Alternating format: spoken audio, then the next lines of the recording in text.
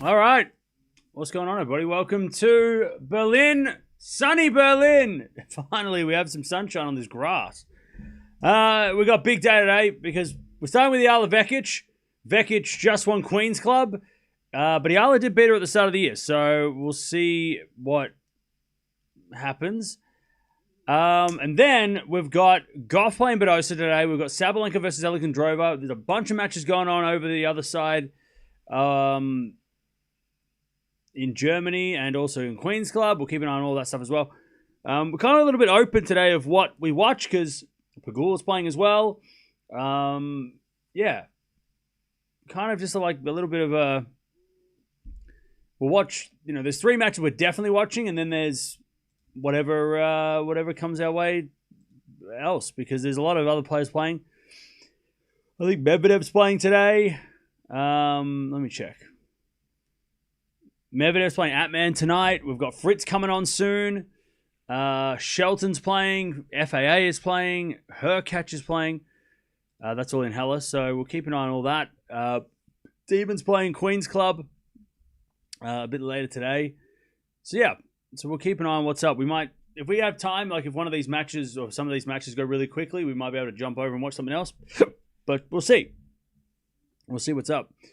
But it's going to be interesting. Vekic just won Queen's Club, beat Raducanu in the final, had a great week. Eala also has a grass title, so this should be very interesting. Winner of this, by the way, plays Raducanu. So that's tough for everybody involved. That'll be tomorrow because Raducanu hasn't played yet, obviously. She didn't have to play first round. She got a bye, so... Today is, Wednesday? Yeah, Raducanu starts the tournament on Thursday, which is crazy because most players have already played. After today, everyone's played except for Raducanu, I think. So, yeah, she'll play. Whoever wins this will play tomorrow, probably tomorrow morning, first thing again, just because of the scheduling. And it doesn't matter who wins this one. Either way, we'll watch the Raducanu match because that's going to be going crazy. Vekic-Raducanu is just as crazy of a matchup. So, yeah. So we'll see what happens. We'll see what happens. I thought Vekic pulled out. No, that was Raducanu. Raducanu withdrew from Nottingham. I know Vekic will win, hoping that Eala just gives us a good game. I don't know. I don't think Eala's that big of an underdog in this one, is she? I think Eala's got a shot. Vekic has got to be tired after playing so much tennis last week and having won the biggest trophy of her career. You got to think there's a little bit of a letdown. So I don't think Eala's out of this. It's actually pretty even. Eala is the slight underdog. So yeah, I'm not mad at that. I think this is a 50-50 based on the other match.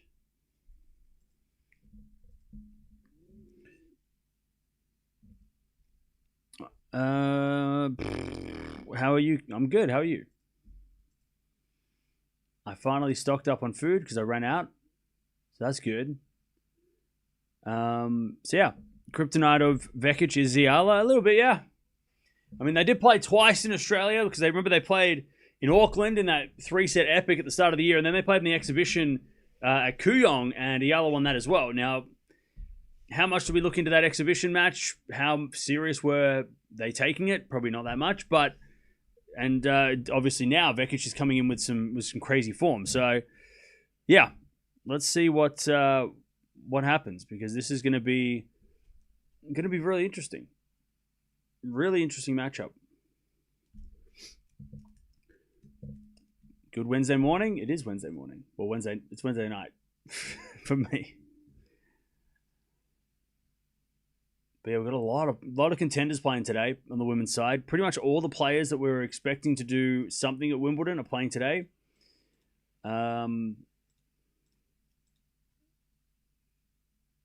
Yeah. Even over in Nottingham, there's still some good matches there. I mean, it's funny. Nottingham have only got 2 seeds left. Lee and Navarro are the only 2 seeds left in that tournament.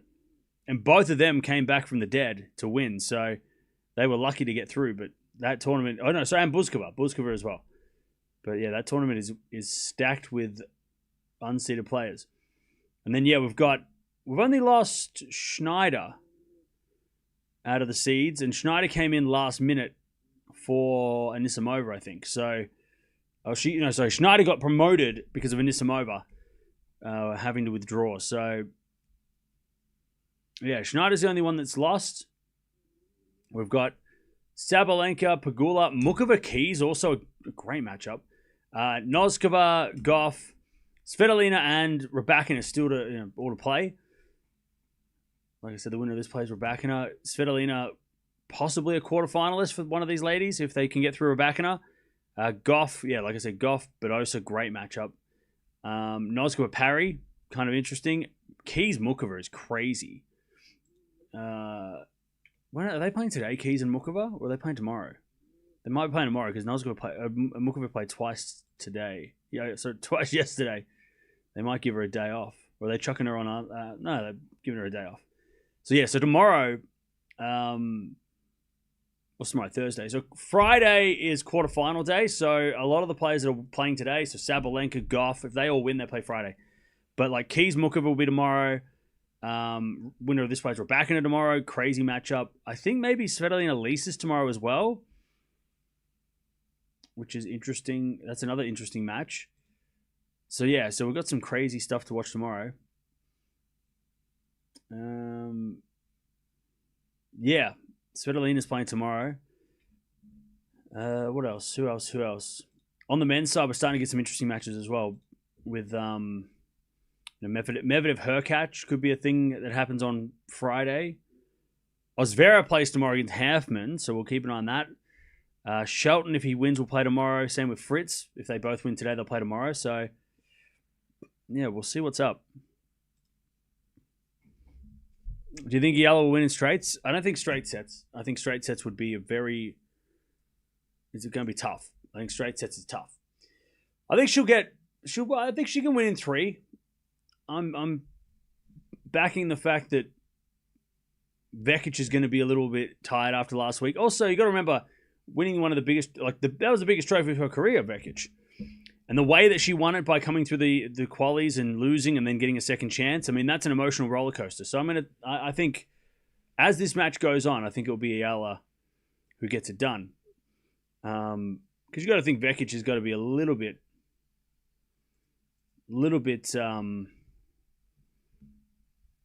fatigued, right? If Eala wins the first set, it's going to be really tough mentally for Vekic to come back. I think Vekic is going to struggle to regroup and fight back if she goes down the first set. Because she might be like, I've already won a title. I don't need to play. I don't need to bother. You know, not that she would quit or give up, but you know what I mean. Like getting the being like, well, I won a title last week. That was pretty good. I'll get the I'm not too bothered about it this week. Why do people favor Vekic? I mean, Vekic is the slight favorite. I don't think she's favored. I mean, she's slight favorite.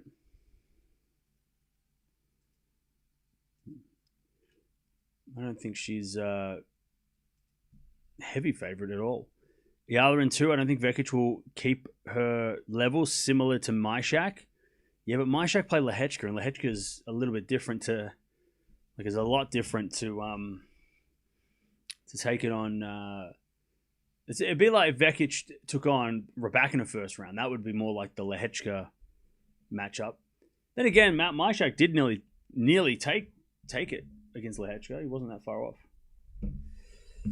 Less pressure for Vekic to win, just won a title. Yeah, that's true. I mean, there's a little bit of that.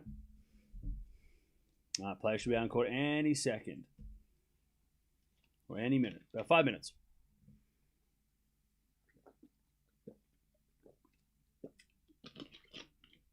The Queen of Queens versus the Queen of Birmingham. That's it. That's it.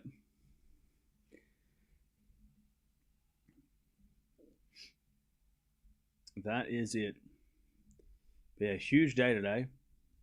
At least the sun's out in Berlin. It looks like a nice day. Nice weather out there. By the way, Chad, I don't know if you heard. I heard an interview with Serena, and they were talking about the wild cards, and they were talking about how her and Venus are playing, which is great. And I don't know if maybe I just don't think she's going to play singles, but hearing her answer questions about like, oh, there's one wild card left for like a singles player. You know, oh, are you going to be the singles player? It didn't sound like Serena was interested at all at playing singles. Like, she didn't give an answer. And look, this is smart because, you know, like if Serena doesn't give an answer, people talk about it more. And the more people talk about it, the more people will be known that Serena's back and all that kind of stuff. So I get, like, I totally understand. Like, I think it's smart of her to not answer. But the way that she was replying didn't make me think at all. She didn't seem very interested at all at playing singles. She was kind of just like, because I reckon Venus is going to get that wild card, and that's why she's not talking about it. She doesn't want to say, like, oh, yeah, I'll take it, and then Venus takes it. Like, she knows that Venus is probably going to get it. And that's probably why she was quiet and not really giving much responses. But it didn't sound like she was interested at all. And then I'm looking at, like, headlines saying, like, oh, Serena gives vague answer. And I'm like, yeah, but she didn't sound interested at all. I'm like, what the hell is going on? Serena, I'm still sticking to this. Serena's come back for Venus. She's come back as a like to stand alongside Venus's farewell. That's what it is.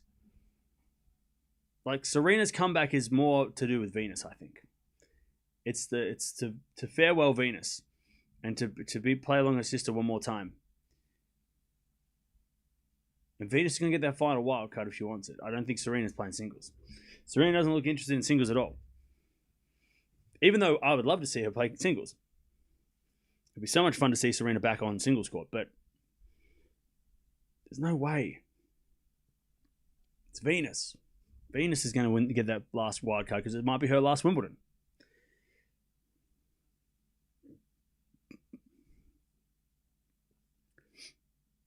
Trophy on Vekic is bigger than Eala's? Yeah. A 500 event is much bigger than a 125. Hey, thank you, Bus, for becoming a member. Appreciate it. Welcome. You look more handsome today. Thank you. I appreciate that. I tried my best. I got a haircut because I needed one because my hair was annoying me. All right, players coming out in about 3 minutes. But here we go. Here we go. Let's see if this one can. This match can be anything like the first match they played at the start of the year. That was an epic. That was a great matchup to start this season.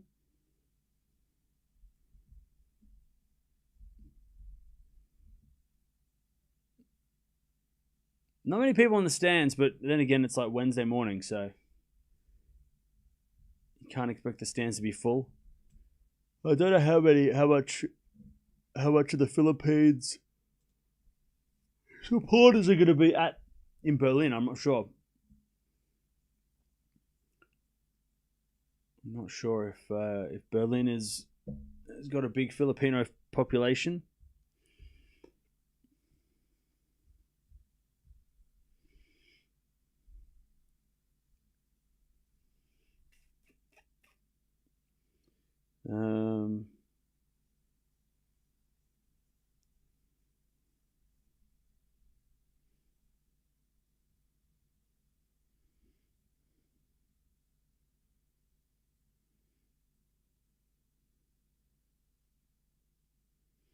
All right.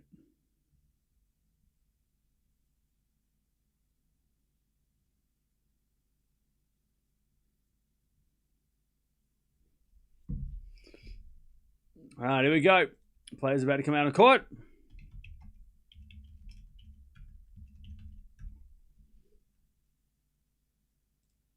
And then we will begin the day.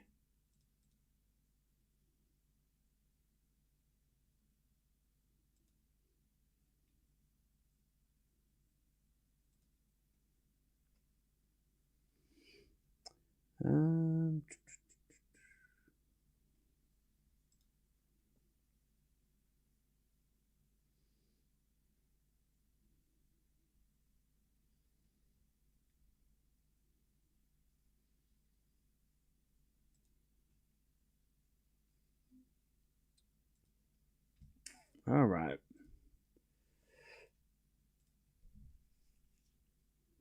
I thought you'd be amongst the 90,000 at the G to watch New South Wales versus Queensland State of Origin. Why? No, why? Why? Why would I watch State of Origin? I don't watch rugby. I don't watch rugby. Also, I'm from Melbourne, so New South Wales and Queensland are not. I don't have an allegiance, so I don't care.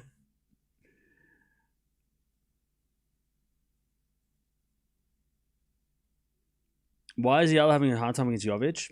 Is it play styles? It is, and I think it's confidence too. Like Jovic is flying so high right now that I think that not that Eala hasn't got confidence because she's playing really well so far on the grass as well, but Jovic is just playing at a totally different speed. Older estimates placed the Filipino audience population in Germany at 57,000, which includes permanent residents. Okay, nice. So not massively, not like we've seen with the other crowds in the other countries, but not nothing.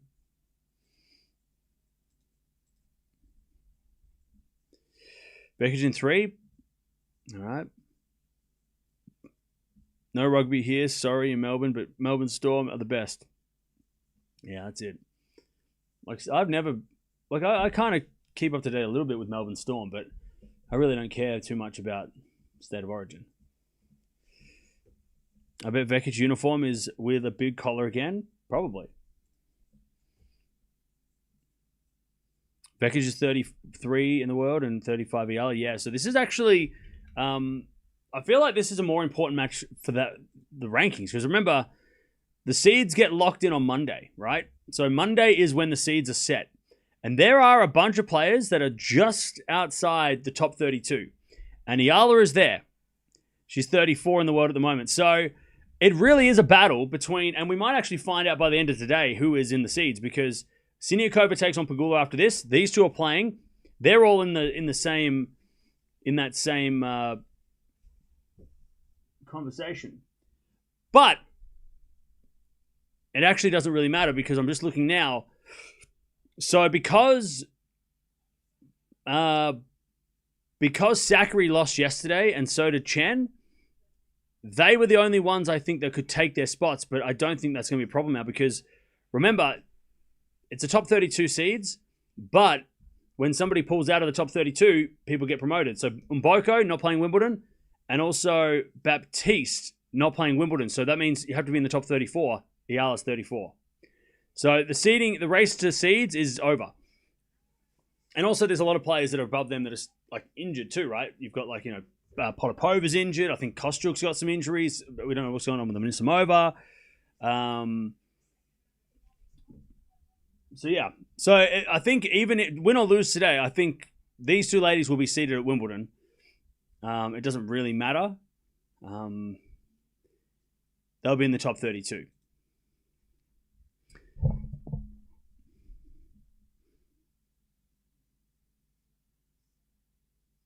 I'd like to see another Jovic match against Osaka. That was close. Their game size is similar. Oh, yeah, that was really fun. That was such a fun match. We need to get that at the US Open. I feel like that being like a US Open 4th round would be really, really fun. And it'll give it a chance for the US audience to like see Jovic. Because I don't know what it is. I just don't think Jovic gets as much support as she should. Or she's not getting like the same amount of like, maybe it's because the World Cup's on right now and people aren't really watching any other sports, but I don't know. I just feel like Jovic is is going to be such a superstar, and like the American public, like Americans don't know her yet. They obviously know Coco. They probably know a bit about Pegula, Keys, and Anisimova maybe, but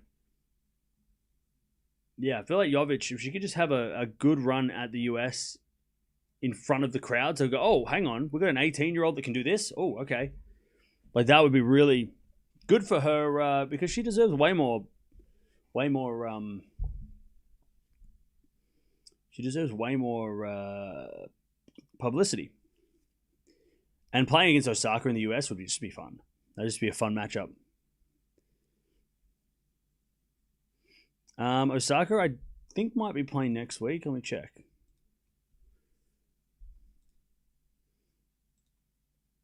Osaka is playing Bad on Berg. Bad on Berg is stacked. Swiatek, Svitolina, Andreeva, Mukova, Osaka, Noskova, Jovic, Eala, Venus. Yeah, Bad on Berg is crazy next week. And then you've also got Eastbourne, which is less crazy. But yeah. So yeah, Osaka next week. Also next week in Eastbourne, you've got Fritz, Fonseca, Hoda, and then Mallorca, you've got Kyrgios, Bublik, a couple of the other guys that haven't played yet. But yeah, next week is going to be Bad on Berg. That's where we're going to be focusing all our energies on. All right, here we go. Winner plays Raducanu. That is what is on the line. By the way, don't forget to subscribe if you haven't already. Also, don't forget to like the video as well. We're almost at 200 likes already. We haven't even started, so thank you for that. We've got a big day today. Big day today.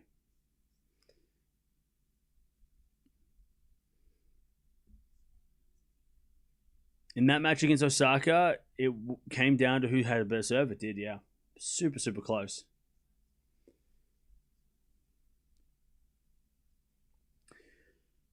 Eala for the win. Vekic legacy run incoming. Okay.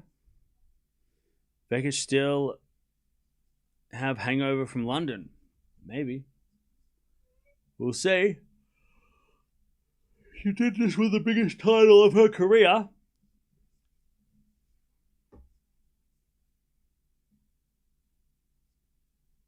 Yeah, Raducanu is in Bad on Berg as well. Yeah, she got a wild card.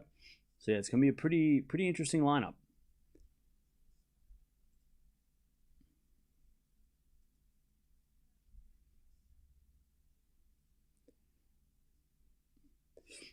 All right.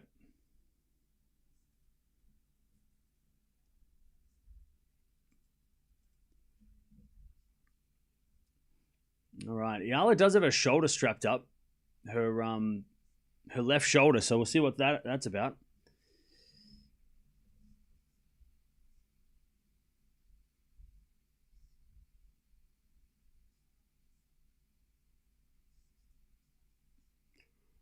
By the way, they're both 6 wins, 1 loss on grass.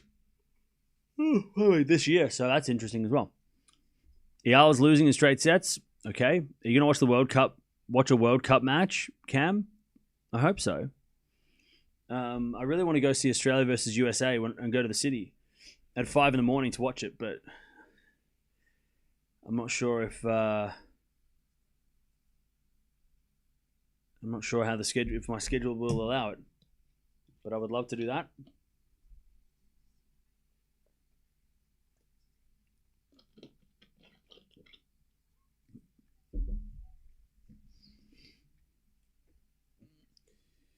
I thought Eala would have gone to Eastbourne to defend those points. So the reason why she's going to Bad on Berg is because it's a 500. So she's got 165 points or something like that, 135 points from the final of Eastbourne last year. But if she makes the semis of Bad on Berg, she'll get just as many points. And she'll just play one less match. So, yeah, playing a 500 event is way more beneficial. Had she have won Eastbourne, I think she would have gone back to defend. But because she made the final, and also the conditions in Eastbourne are super sketchy, like really windy, weather's crappy, right? Better off to go play Bad on Berg where maybe the weather's a little bit nicer. You can actually get your matches done. And like I said, better competition, right? So if she plays, Swiatek or someone in the second round, that's better competition than playing Eastbourne where, there's not too many top players playing. So better competition. If you get more points for less wins, like it just makes more sense to play Bad on Berg than defending because and plus she has no points at Wimbledon to defend either. So she can go to Wimbledon, and as long as she doesn't play one of those unseeded killers in the first round, she could make it to the third round and get a lot of points there. So she has nothing to lose there. So really, the 130 points at Bad on at Eastbourne is really not really that big of a deal. Plus, she's already won a challenger event, which kind of compensates for that anyway. So the points that she's going to lose in Eastbourne, even if she loses first round at Bad on Berg, she won Birmingham, and Birmingham sort of has kind of like replaced those points anyway.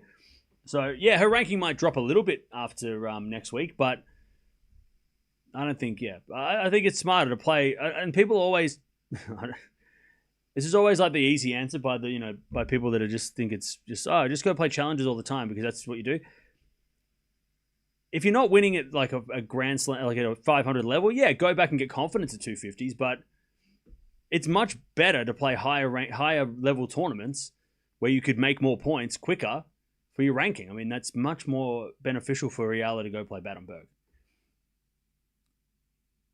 And she doesn't really need the confidence boost anyway because she's got the confidence from winning Birmingham. So, anyways, I'm going to go with Eala in 3. Vekic serving as with a backhand from Vekic into the net. And the first point goes to Eala. Love 15.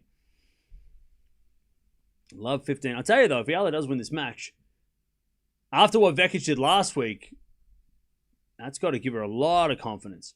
Even if she loses to Raducanu in the next round, beating someone who just won a big trophy is always going to be also a former semi-finalist of Wimbledon too, right? I mean, she made the semis a couple of years ago. First serve, fault, second serve.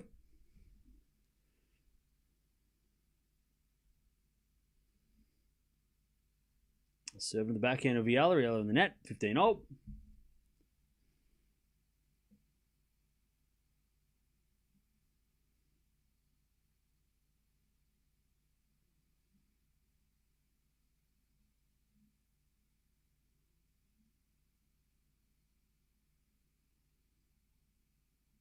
As the return goes into the forehand of Vekic. Vekic in the net, 15-30. Really like your analysis on the points rack up, Cam. Well, yeah, I mean, yeah. Like, the only reason that Eala would go and play smaller events at this stage would be for a confidence boost. But she doesn't need that. Not on grass. She could lose this match and then, lose first in Battenberg next week and then go play Wimbledon anyway. So I don't think it's that big of a deal as Eala in the net 30. Whereas if she was losing first rounds of like the hard courts like in the next couple of months, then maybe I would suggest go play a 250. Or go play a smaller event to try and regain some confidence. But right now she's just won a title, her second challenger event, her biggest grass court title, right? She lost to Jovic last week, who has been playing amazing. She's playing Vekic, who's also playing amazing. If she wins this, she'll play Raducanu. So, I mean, very tricky draw. And then next week in Battenberg, who knows who she plays? She might play Venus first round, for all we know. But yeah, we'll see. 40-30. As the backhand return goes in the forehand of Vekic. Forehand out from Eala to the backhand of Vekic. Slice lob. Goes long, and it's deuce. First game. Also has her old coach helping with the grass season. Vekic has. Okay, nice.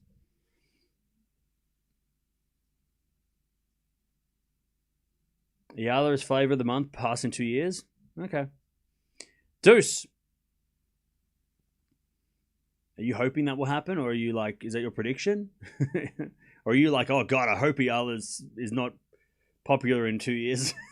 I think it's more of the latter. Good volley from Eala. I think you got to get used to Eala. She's here to stay. I don't think Eala's going anywhere for the next 10 years. You better be prepared. Or just don't watch her matches because, if I don't like a TV show, I don't watch it.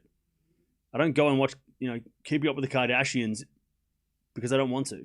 So don't watch Eala if you don't want to. It's probably not healthy. Forehand winner by Vekic, and we get to deuce. But Eala's not going anywhere. She is here to stay.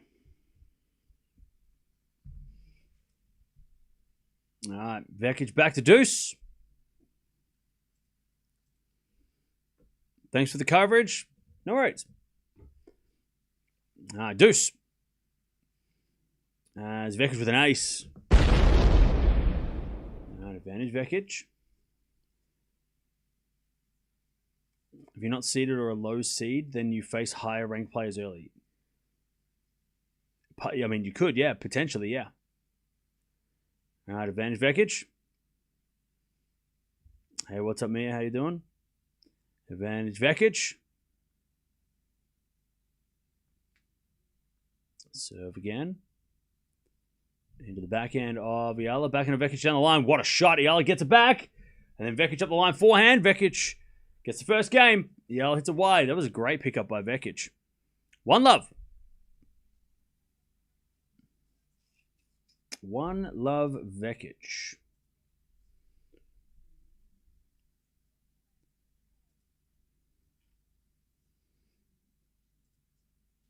All right. Let's see how Eala serves. That's kind of surprising. You look like a Kardashians kind of guy.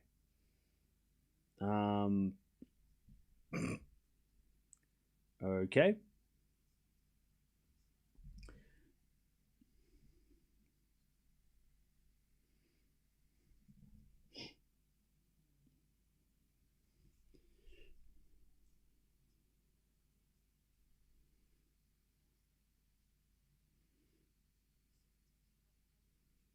All right.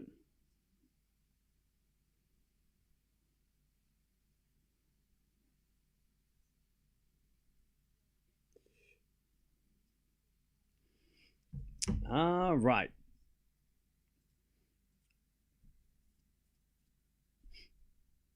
Serve from Eala. Into the back of Vekic. Eala with the backhand, forehand cross-court winner. Beautiful shot. Do you all have Ben winning today? Who's Shelton playing? Yeah, I do. Yeah. If he was playing, I mean, Sonny goes no joke, but yeah. I'm backing Shelton to win. Yeah, I think we'll get a Shelton Fritz rematch in the quarters. That'd be awesome. As with a forehand from Vekic up the line, and that's too strong. Eala puts it wide, and it's 15-0.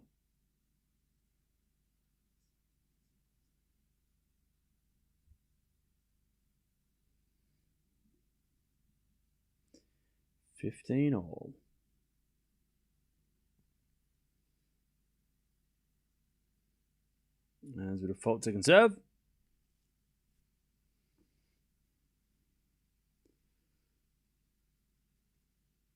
Second serve. Into the forehand of Vekic. Backing up from Eala into the forehand of Vekic. As Eala again to the forehand of Vekic. Eala eventually hits it out. And it's 15-30.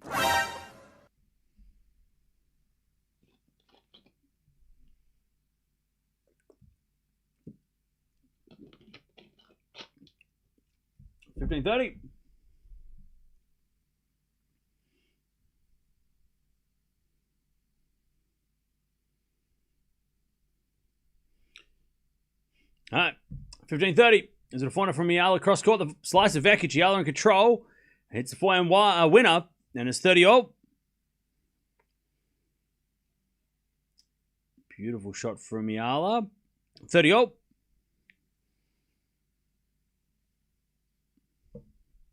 By the way, chat, we're almost at 300 likes. Let's go. Serve again from Eala.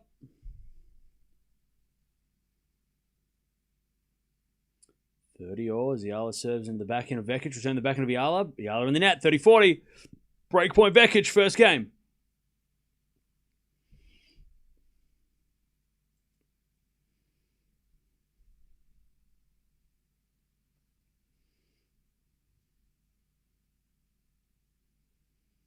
All right. 30-40. Eala with the serve.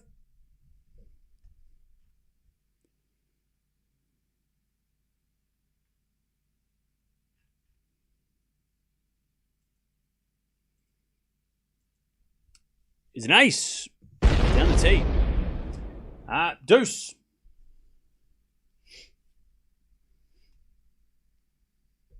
Cam Eala in 3. The delusion is strong. You're a lovely person.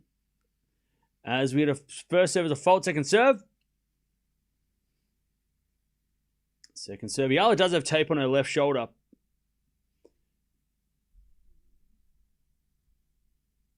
Second serve, the back end of Vekic. Great return winner by Vekic. She was doing that a lot against Raducanu as well.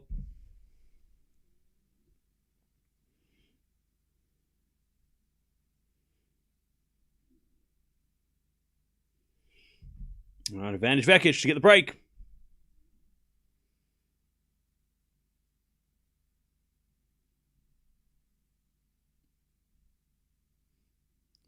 As Eala serves.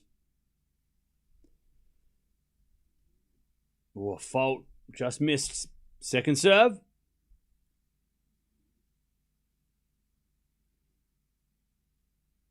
Second serve. Into the forehand of Vekic. Good return to the back of Eala. Vekic. Forehand up the line. Eala goes back up the line for a winner. Okay. They're trading forehands. Deuce. Aaron. Who do you have winning? I have Eala in 3. I think she'll outlast Vekic. Thank you for the 2. As Eala serves again. Has it a forehand out of the backhand of Vekic. Backhand out from Eala into the forehand of Vekic. To the back of Eala. Vekic forehand cross court. Oh, Eala went the wrong way. I think Eala thought Vekic's shot was long, but it hit the line.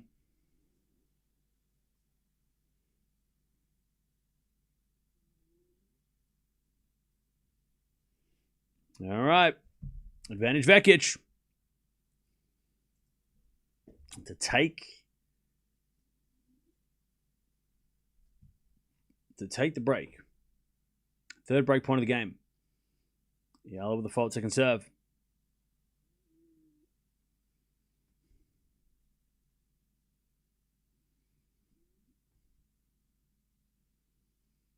Serve to the forehand of Vekic. Return to the forehand of Eala. Vekic. Forehand goes wide. Ooh, Vekic was after that one. We get to deuce.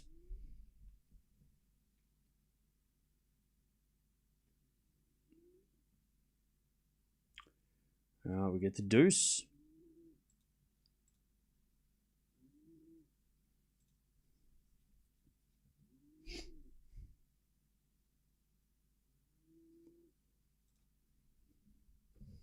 Serve again from Eala. Into the backhand of Vekic. Eala forehand again to the forehand of Vekic. To the forehand of Eala on the stretch. Vekic. Forehand inside out again. Eala just defending and hits it long. Jeez, Vekic is putting those forehands and backhands deep in the court, really testing Eala. And really bullying Eala on the baseline.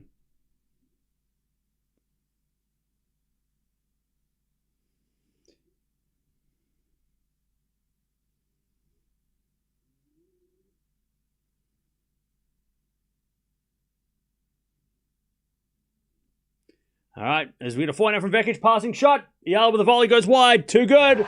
I think Vekic got a little lucky on the return. And Eala just kind of having a laugh, but Vekic breaks. 2-love. 2-love. Why is Eala's match today? Because she hasn't played yet.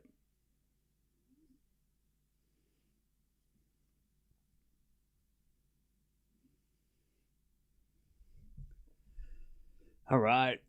Vekic with the break. 2-love.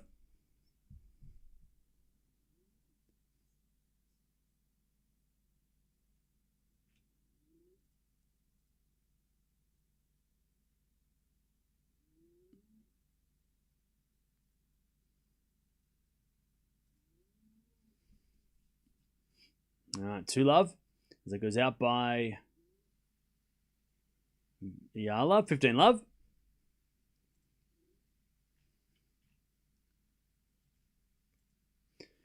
15-love. Vekic is very strong, yeah. Vekic is super strong.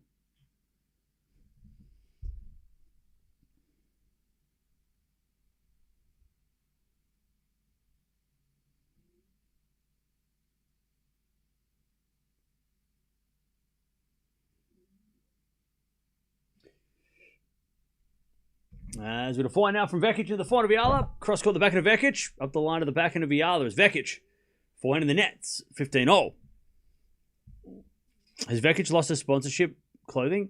No, I think she's sponsored by, what's that brand called? It's like an old vintage British brand. Eclipse? No, what's it called? Ellipse? Something like that. It's like some like old like 70s. I think it's like a 70s like brand, like style. Like it's a kind of an old school looking brand. I think Joe Conta wore it back in the day, like, you know, when she was playing, like, you know, 5-10 years ago. Like, it's sort of like a British, maybe it's German, I don't know, I'll double check. 15-0 as Eala returns into the backhand of Vekic, deep into the forehand of Eala. Vekic, cross-court forehand to the backhand of Eala, forehand from Vekic again, into the backhand of Eala is Vekic, forehand again, into the net. Is it called Elise? Okay, yeah, I think maybe it's French.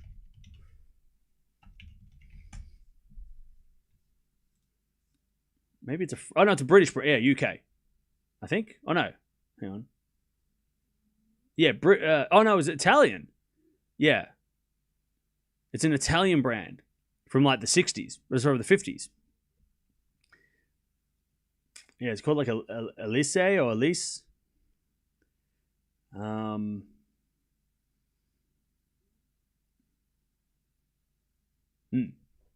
right, 15-30 as Vekic puts away the winner. 30-0.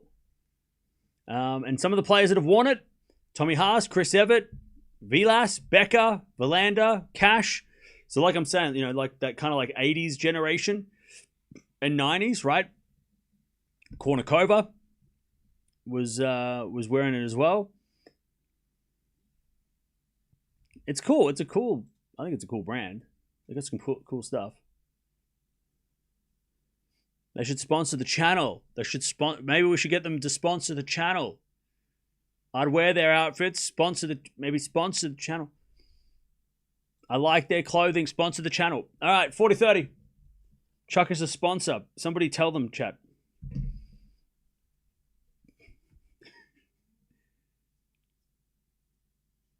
We're open to just negotiations to sponsor the channel. Send clothes, send gear. It's my style. I'd wear it. 40-30. As Vekic says, the fault to conserve.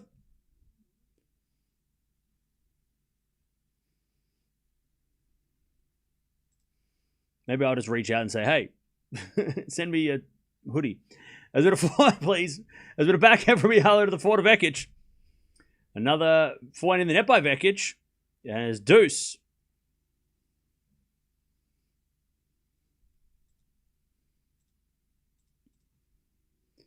Now we get the deuce.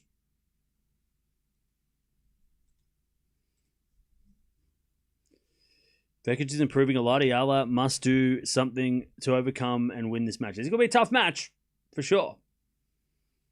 Vekic is in form and playing well. Vekic might have a bandage on her leg, though.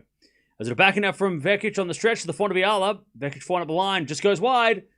And Eala's got a break-back point. Advantage. Eala.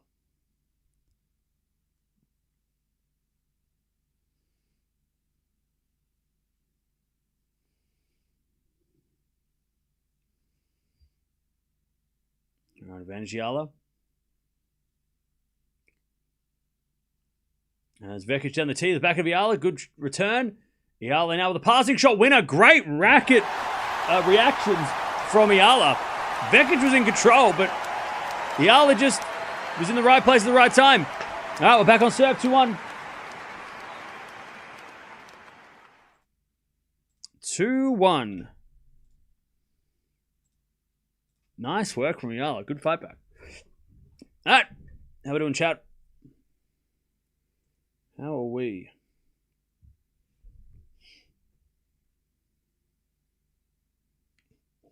I was going to shave all my hair off, but then I decided not to. She's like, what do you want done? I'm like, just bald. And she's like, no, don't do that. And I'm like, okay. I'll just get the usual. She's like, yeah, much better. It's like, give me the Jack Draper. She's like, I don't know what that is. Okay. Vekic with the big collar again. Maybe her lucky charm. Maybe. What do you think about Bublik's recent grass slump? Yeah, I reckon it's just because we have expectations on him, right? He plays his best tennis when no one's expecting anything from him. But because we're all thinking like, oh, Bublik on grass is dangerous, maybe he's feeling like he's got maybe he's feeling that pressure. Lose the hair, lose the following. I thought you were here for the dog. I didn't know you were here for my wig, hair, my natural real hair. So wait, if I shave my head, nobody will come here and we'll lose subscribers.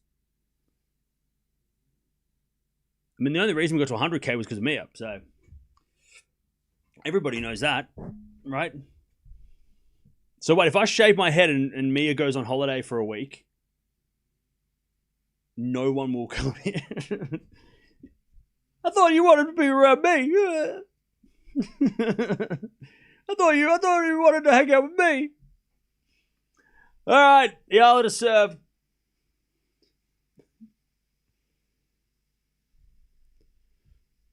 All right, 2-1. We're back on serve. Good serve from Eala.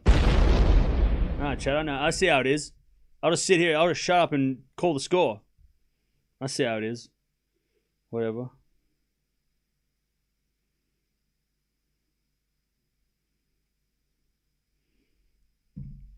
All right, 15 love. There's a default second serve.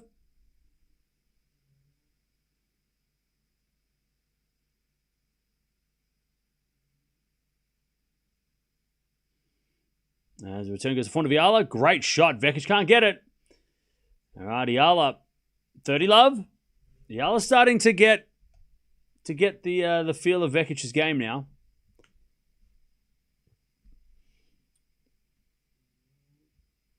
All right, 30 love.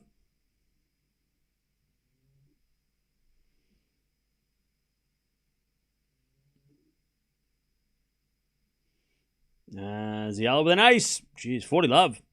The real question is whether the haircut has improved the Hawkeye accuracy. Yeah. That is the real question. As the return goes to 400 of Eala, back in now from Vekic in the back of Eala. Eala in the net, 40-15. Show the tattoo.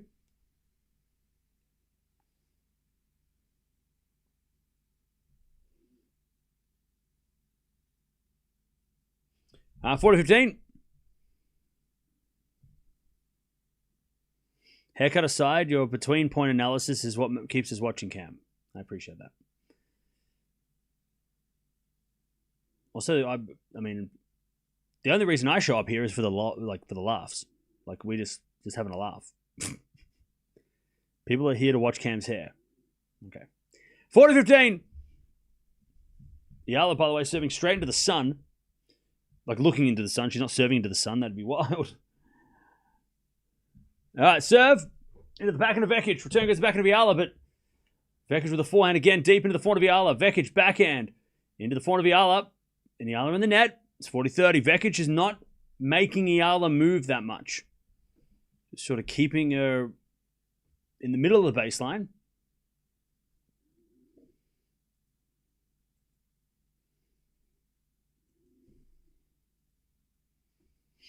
All right, 40-30.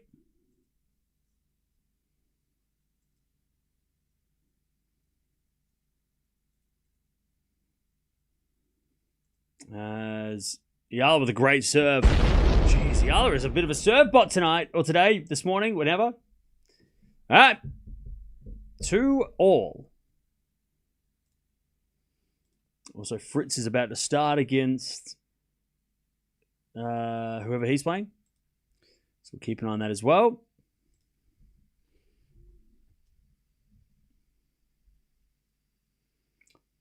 Yeah, 3 aces in a game. That's crazy. That's serve bot behavior. Serving to the backhand is a fault. Remember, Vekic was about to go 3 love. She was almost up 3 love.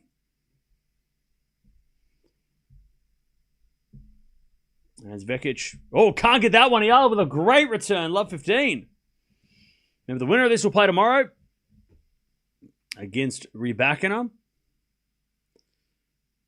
who hasn't played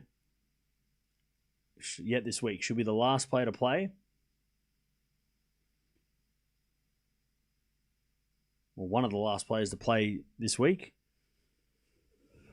As a return goes in the forehand of Vekic. Vekic in the net, love 30. Jeez. Eala's starting to return those serves real well. Vekic is not getting the 3 points that she was getting at the start of this match. Love 30. Where am I from? I'm from Australia. The land down under. As Vekic is a good serve down the tee, 15-30. I come from a land down under. Fuck. Koala. Barbie. What else do Australians say? 15-30. As the return goes in the forehand of Vekic. Eala guesses right into the forehand of Vekic. Vekic overhits it. 15-40. 15-40.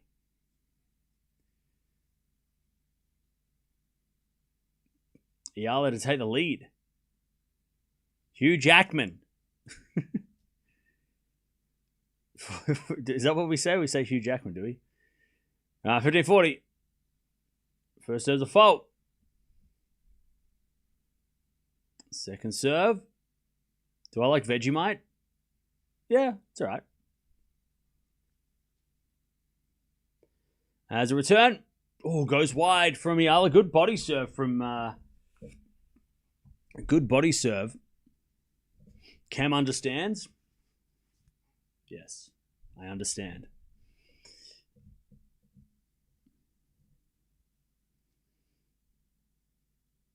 Ah, 30-40.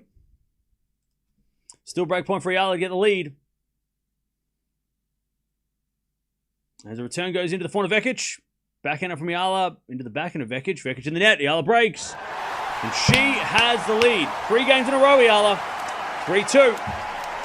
She's just started to read the serving of Vekic and be able to get those returns. One thing I enjoy is how spot the momentum shifts before they show up on the scoreboard. Yeah. I mean, yeah. I've watched like 5,000 matches on this channel, so you learn these things. All right.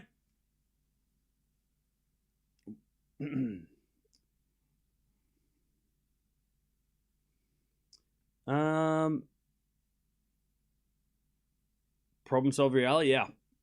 Yeah, and look, like I said, it'll be interesting the longer this match goes, how Vekic feels, because she did play a lot of tennis last week.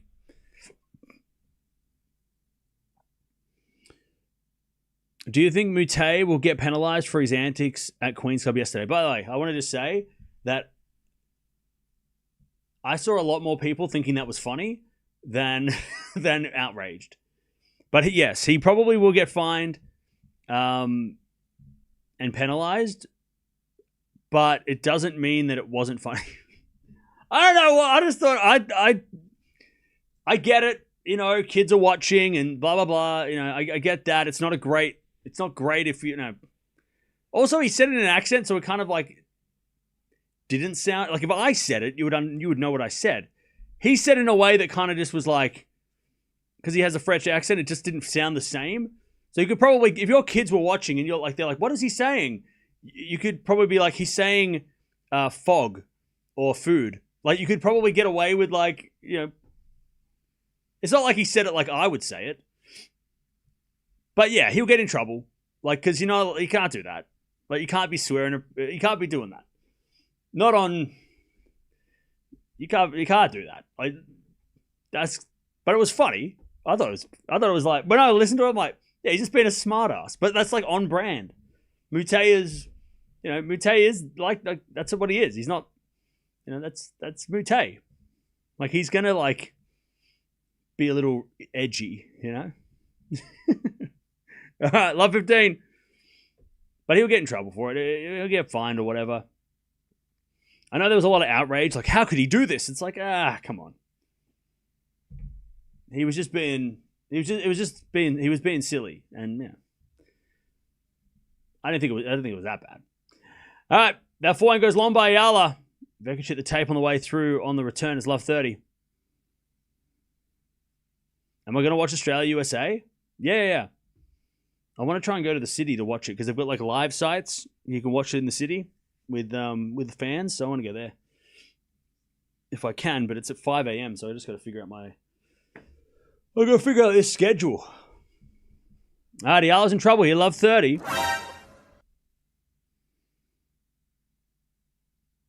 Eala serves a fault. Second serve.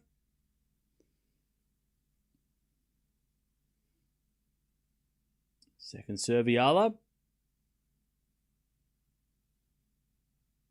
Into the forehand of Vekic. Return goes to the forehand of Eala. Into the backhand of Vekic. Up the line of the backhand of Eala. Vekic in control. Eala with a slice on the stretch in the net. Nice play, Vekic. Love 40. Love 40.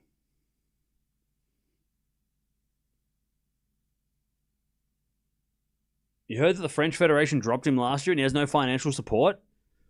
I guess he won't be invited to Sesame Street. Yeah, he ain't going to be invited. I wonder if he wins the next match, if they're going to do an interview. Ace Amate. Jeez, Taya. What do people say about Eala? Her serve is weak. Well, not today. Her serve is serving. 15-40.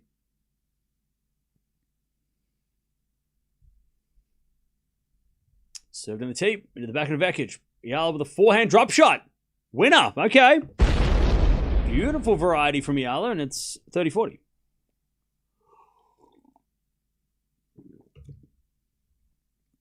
$30-40.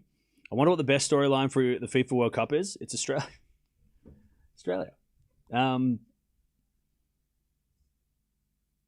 it's probably that draw with Spain. That was probably the biggest result, I think. With was it Cape Verde? Was that the country or the team? That was probably the biggest result of the tournament so far. As a return goes out by Vekic. And we get to deuce from Love 40.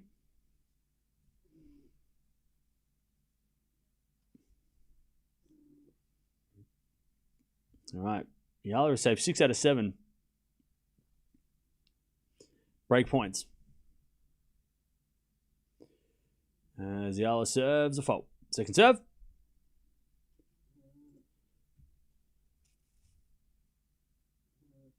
All right, second serve. As a return, goes into the backhand of Eala. Backhand of Vekic, deep into the backhand of Eala. Into the forehand of Vekic, who pushes it wide. Good depth from Eala. All right, advantage Eala.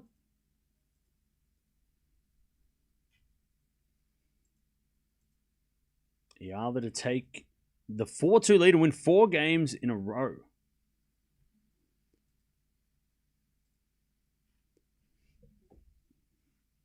All right, serve.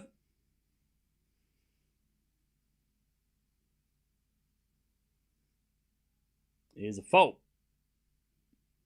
Second serve.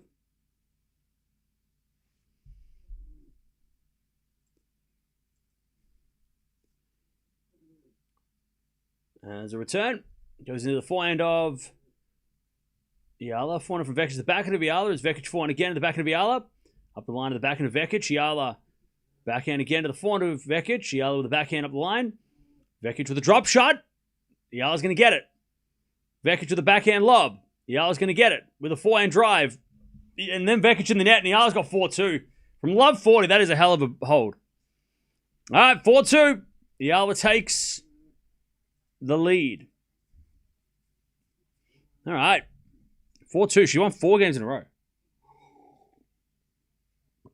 All right.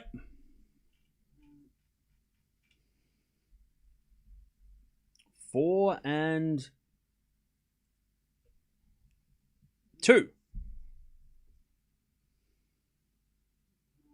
34 minutes. It's been a long first set.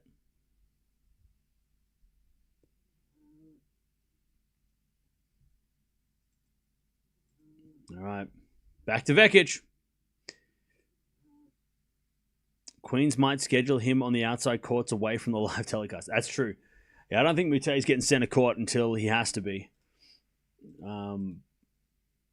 Who's he playing next? He's playing for Kina? Yeah, I think they're going to put him on court 1 until he has to play the semis, maybe. All right, love 15. Are you on vacation here? Am I going to the Philippines for vacation? Maybe. Hopefully, this year. I want to go back to Japan, and then I want to go either on the way home, go to the Philippines. Good serve from Vekic, 15-0. Like, I want to go to Japan for like 2 weeks, and then I want to come back, and on the way back, stay in like the Philippines, or go to the Philippines and then go to Japan and then come home. Either way, I want to try and do that.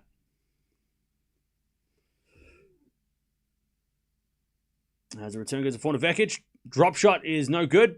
Eala comes in with a slice. Vekic with the pass. Eala with a volley. Vekic with a slice up the line. Winner. Great rally by both. 30-15.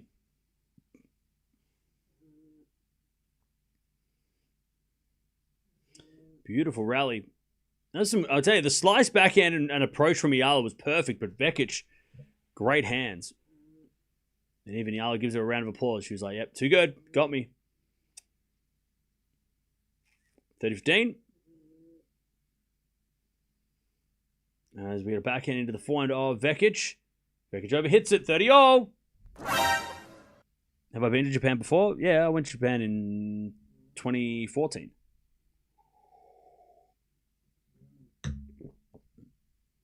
Uh, 30-0.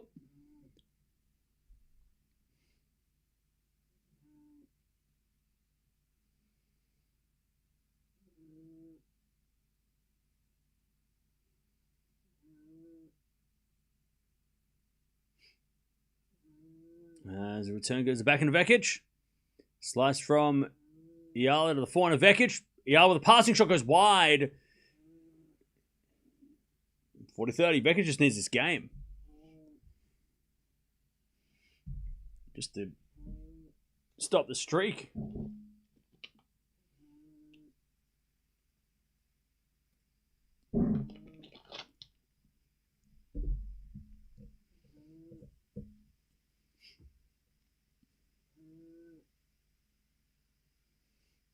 As it a return from Eala goes wide. Vekic holds. All right. Eala's got the break. 4-3. More likes, please. Hey, come on, chat. We're not even at 500 likes here. What the hell? We can get to 500 likes. We got 2,000 people here.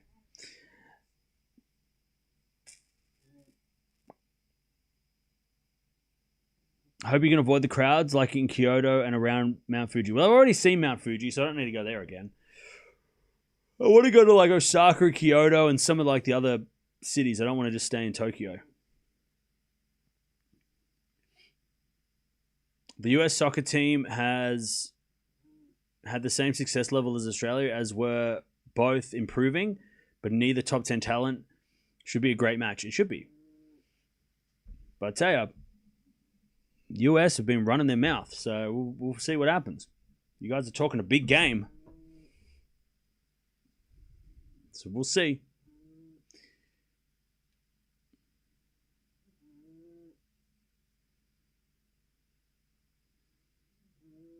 Yep, Donna playing again. Winner of this play is Raducanu.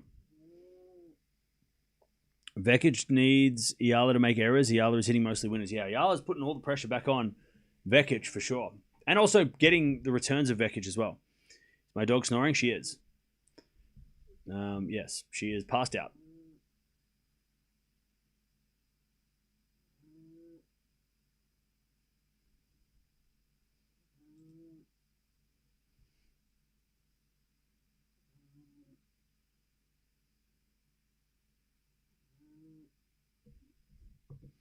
She is asleep.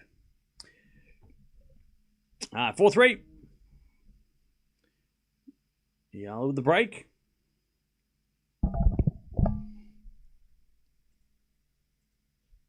As Eala serves.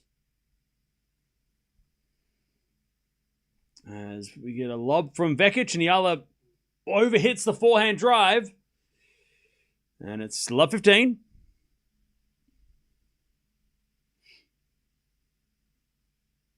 Mirra is 4. She's 4.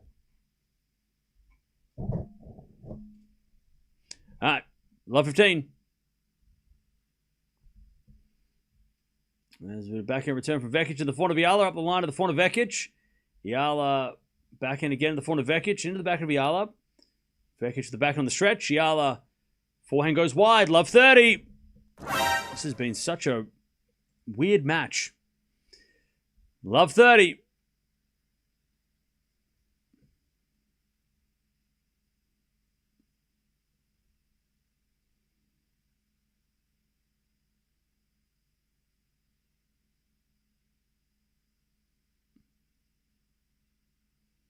Love 30.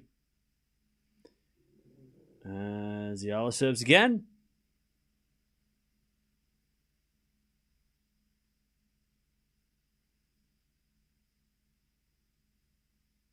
As beautiful. Second serve.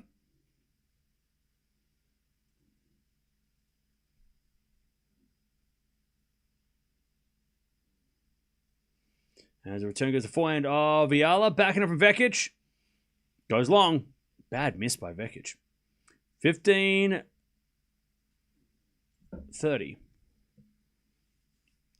Visited Japan this March. Had so much fun. Yeah, Japan's awesome. But I think everybody knows that now.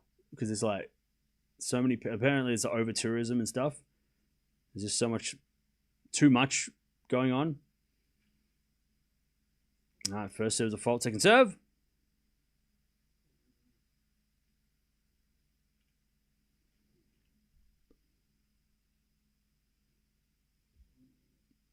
As Vekic with break points. Double fault from Eala, 15-40.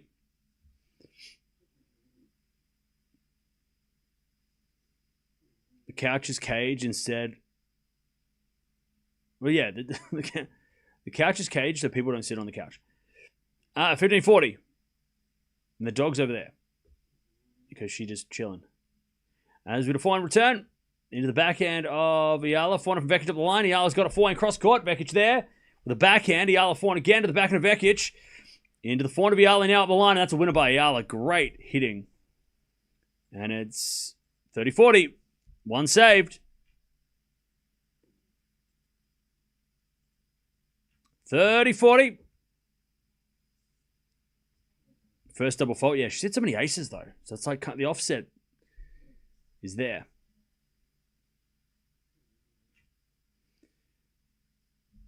All right, 30-40. There's a bit of fault, second serve. 30-40.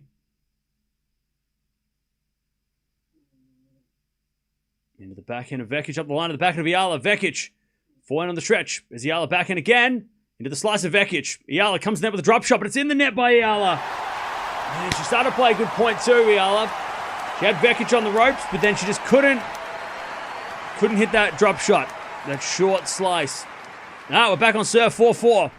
This is a roller coaster. 43 minutes. All right, 4-4.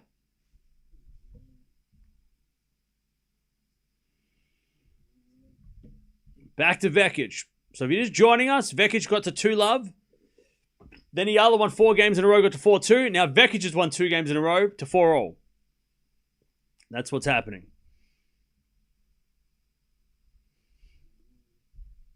The sofa cage needs a sponsor. Yeah, we could put one of those. Yeah, like the net on. Yeah, we could put like a logo here for a sponsor. Yeah, like they do on the net, where they like put the logo on a net. We could do that. There's advertising space. Email down below. All right, 15-love. As the return goes back in Vekic. Up the line of the back of Eala. Vekic with a drop shot. Eala gets it back with a slice. Vekic with a pass up the line. Goes long. Good hustle. And it's 15-all. 15-all. It wasn't a bad point by Vekic. She just couldn't hit the backhand up the line. 15-all. Serving the backhand of Eala. Forehand from Vekic up the line.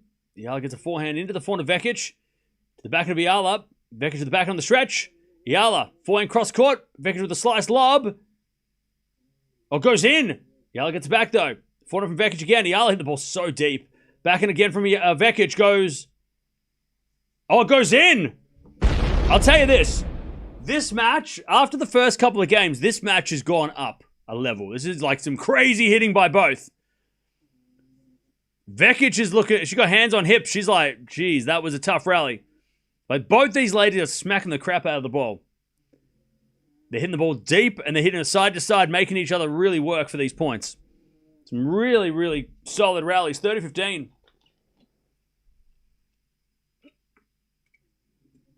All right, Vekic serves again.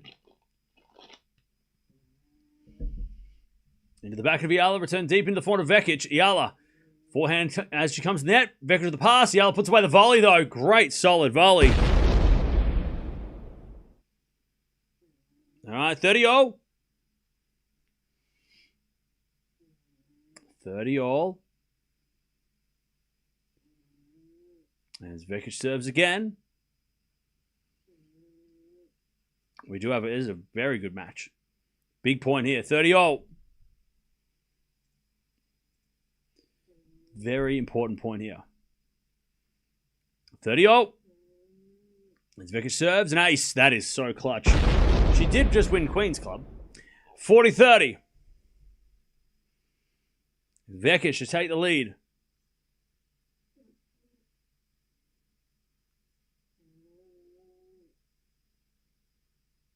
$40-30.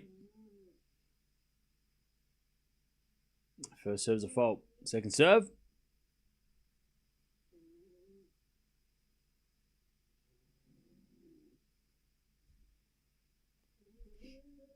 Serving to the forehand of Eala. Return is into the forehand of Vekic. Vekic is it wide. We get to deuce. Great return from Eala again. We get to deuce.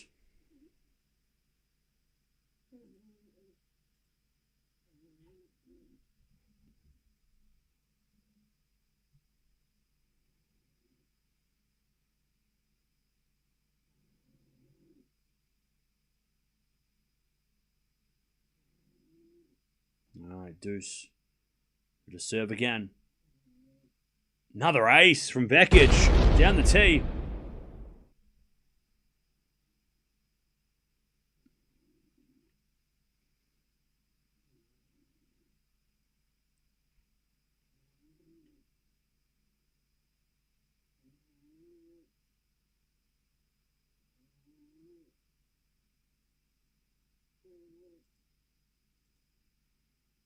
All right, first serve is a fault. Second serve.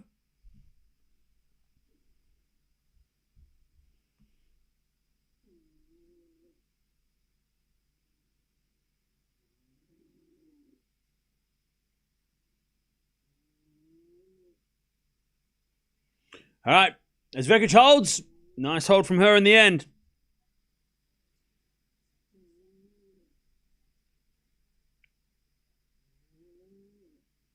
All right. 5-4 Vekic. She takes the lead again. Again, it's gone 2 games, 4 games, 3 games. That's been the that's been the momentum in this match. Pardon me. How we doing, chat? I think Vekic will take this game. Okay.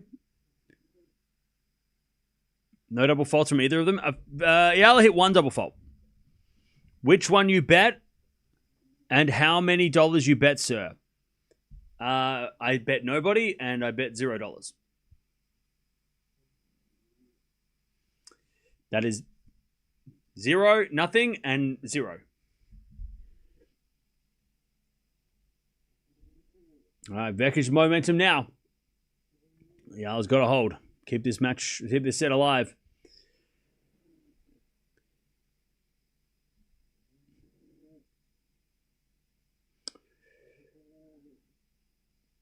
This is close. I'll walk my dog later. That's it. Priorities. All right. Here we go. Eala to serve.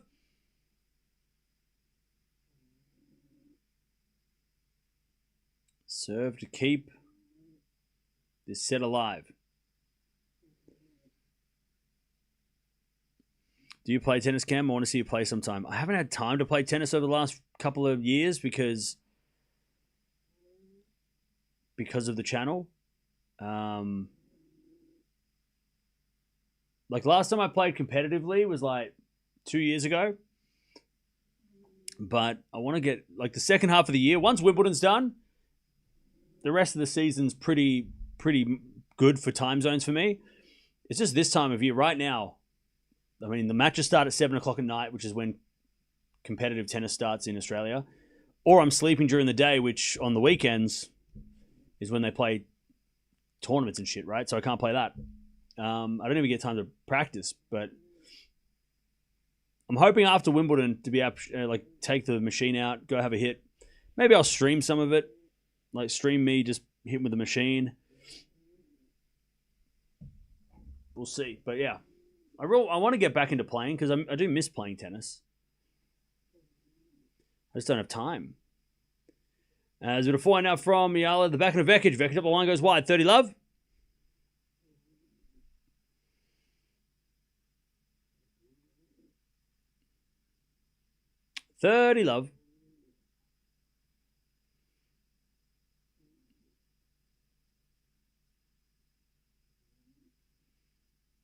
Serve again. Here's a fault. Second serve.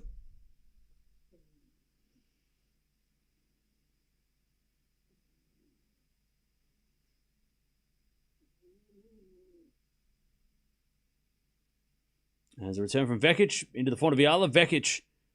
Forehand goes wide. I tell you, Vekic is hitting the ball real hard down the middle and not really making Eala work in some of these returns. Like, she just smacking the ball real hard down the middle, and Eala's like, I can control that and hit it back. You should practice for the 1-point slam and win $1 million. Yeah. No, I mean, how do you can't practice for that? Like, this, like that is like that sort of it is not you can't practice that event. You just got to rock up and hope you don't double fault. Well, that's not. It's all about luck. As that goes to net by Eala 40-15. I mean, you don't need to you just need to be able to hit a return and maybe rally. That's it. If you can rally, and I can do that. So practicing for 1-point slam is not really a thing. By the way, I feel like that concept is such a great idea. Like as like a if you were like as a tennis coach, that is such a great idea as a game to play. To do like the amount of pressure that puts on somebody to like practice serves, like as a serving like exercise, it's a great idea. If you've got like a squad, as Eala puts it away 5-5. Like when I go back to coaching, because I'm sure I'll go back to eventually. When I go back to coaching, like that, if I had like a squad of whatever 20 people or 10 people. I'd do the 1-point slam because it puts you under pressure on serve, right? So you only get one, you have to, not double fault, right? It also kind of like, because there's so much on the line because you only have to win 1 point to win the match. Like that would be such an interesting exercise as a, as a coach. I think that's such a good idea to like put yourselves under pressure. You can put yourself in a situation where like, playing under that sort of immense pressure of like, I can't lose this point. Like it's really interesting.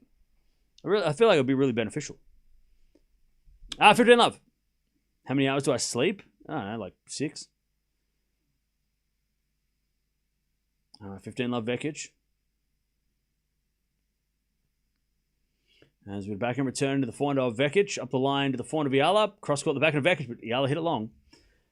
Oh, Eala slipped as well. She's all right though. She's okay. She just slipped at the back there.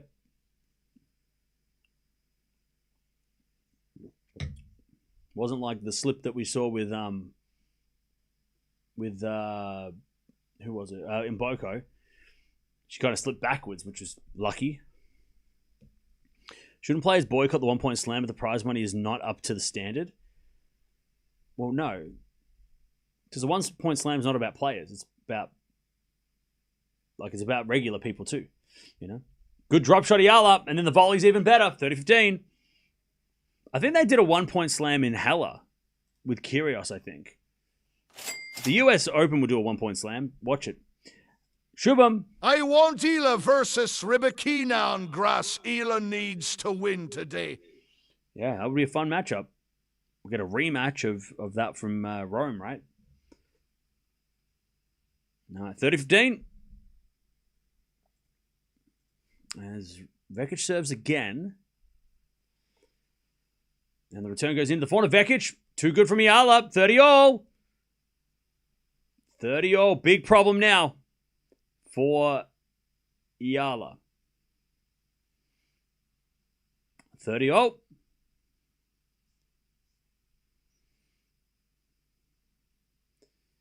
So, big problem now for Vekic. Eala is the big problem.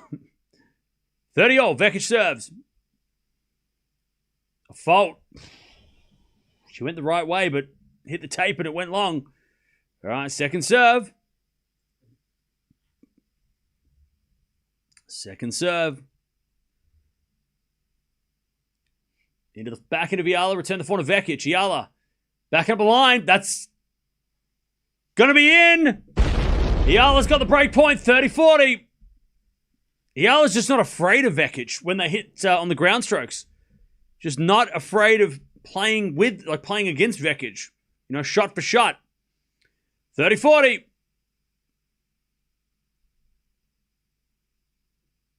No, Vekic needs a first serve.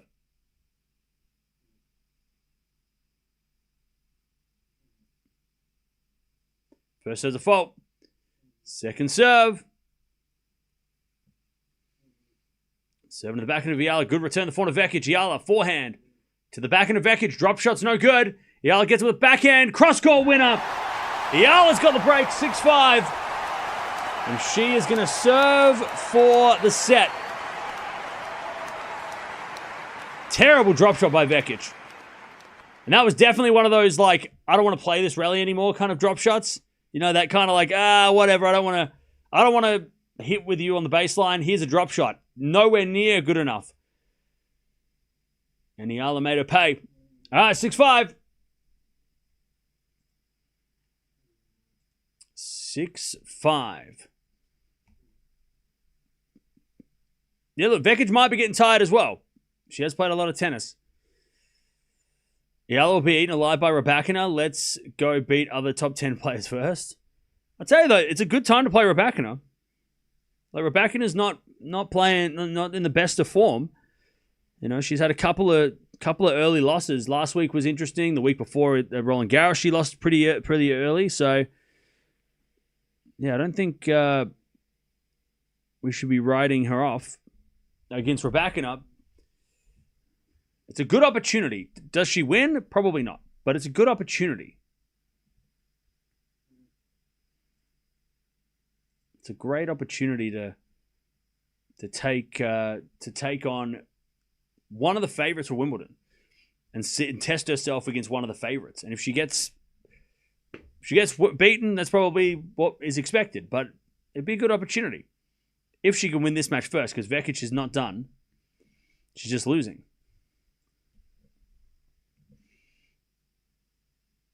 All right. 1 hour played.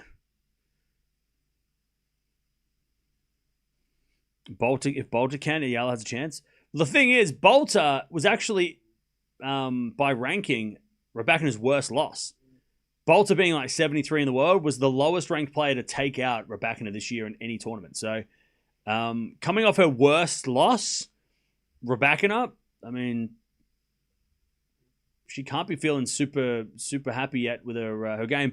Plus, also, remember last year, on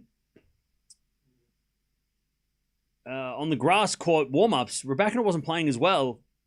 She didn't really play that well at Wimbledon either, but yeah, Raducanu wasn't this time of year. I mean, we all expect her to be one of the grass court favorites, but yeah, she hasn't really done super well besides winning Wimbledon in recent times.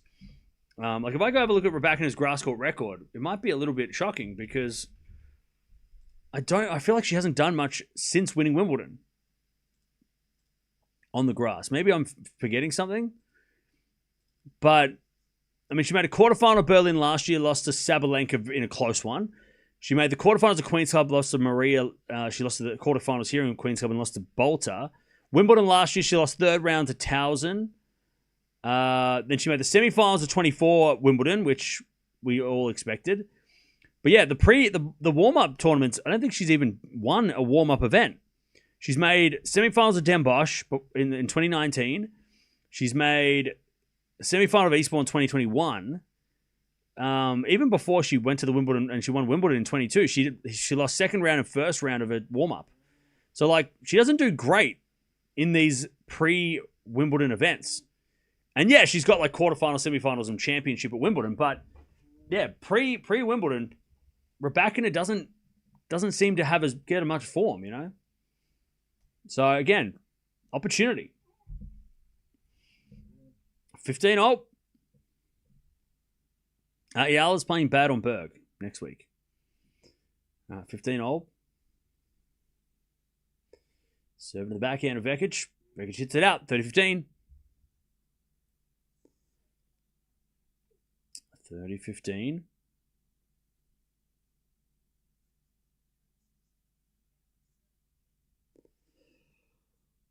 You know what I want to see at Wimbledon, though? I want to see Raducanu versus Raducanu in like a third round. I feel like that is such an interesting matchup.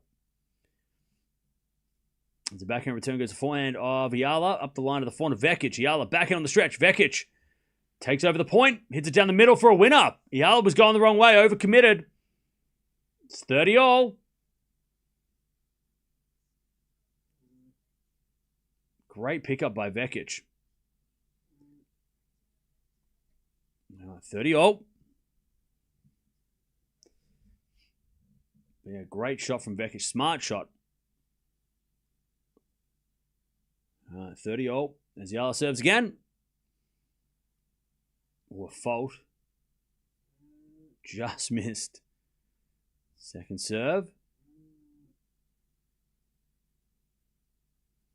I tell you, it's going to be an interesting Wimbledon. And it's a backhand return. Goes out by Vekic.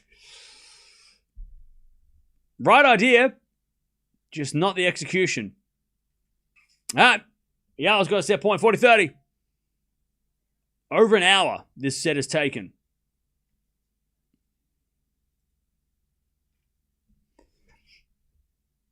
$40-30. Eala to take the first set. Eala's got a bug on her. She just carefully places it on the ground. 40-30. First serve's a fault. Second serve.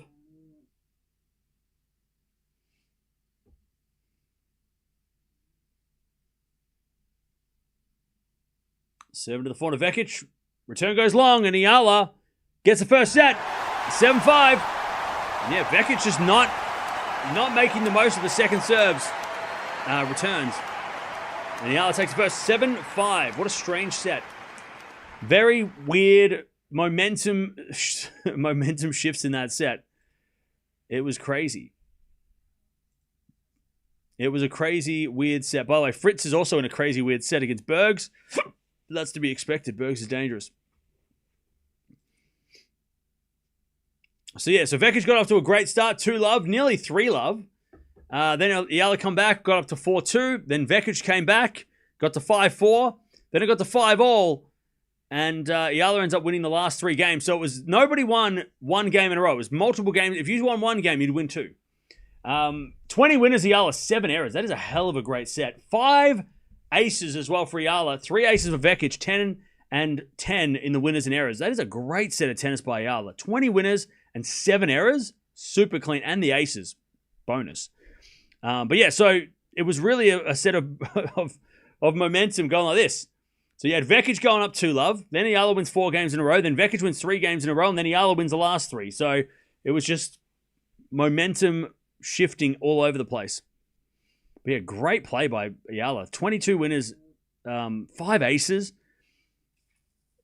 That is, and she only got 60% of first serves in Eala, so there was opportunity on the second serve for Vekic, but Vekic didn't make her pay. I mean, didn't return well enough to make Eala's serve, put pressure on Eala's serve. And Eala only with the one double fault as well. So let's see what happens in the next in the second set. But now Vekic has got an uphill battle. Did Vekic play any long matches, any three setters last week? Did she have to come back, or she? Let me check. So last week, Vekic, in her first match, she won in straights. Yeah, she won the first set of. This is the first time she's lost the first set of a match since the qualies of Queen's Club, where she lost to Blinkova. So Eala is in a very good position. Let's have a look. What's Vekic's record when she's down a set this year? Love 15. Because chat, mentally right now for Vekic, this is going to be terrible. Because she hasn't had to come back from a set down. She's won the first set of all the matches she's played recently, at least throughout Queen's Club. Yeah, Vekic this year has only come back twice from a set down. And that was back in Linz on the clay and also back in Charleston. And both of those players were outside the top 50. So coming back is going to be a problem for Vekic. She's lost her last 5 matches in a row from losing the first set, Vekic. So she hasn't come back since April in Linz, where she came back from a 6-4 first set loss, but she was playing the number 182 in the world in qualifying. So not Eala. Last time Vekic came back against somebody as in the top 40 was actually against Buzes Baniro last year at the US Open in the first round. She came back from a set down to win that. And then also against Navarro in Madrid last year. So yeah, not great for Vekic. This is going to be a big battle. And plus the fact that she's played so much tennis lately and she has her leg strapped as well. And that first set was a long set. It was over an hour as Vekic hits a lob long. So all signs point to Eala taking this in at least in 3. Eala this year, when she wins the first set, she's 18 wins, 3 losses. Last time she lost from a setup was against Olenikova back in Strasbourg. And then twice at the start of the year, she was up a set and lost. But yeah, since the Australian Open, she has only lost 1 match and won 16 from being up a set. So Eala isn't one to give away a match when she gets a lead. 15-30. And Eala's already got a mini chance to get a break point here as Vekic hits a winner, 30-0. Remember, winner plays Raducanu tomorrow.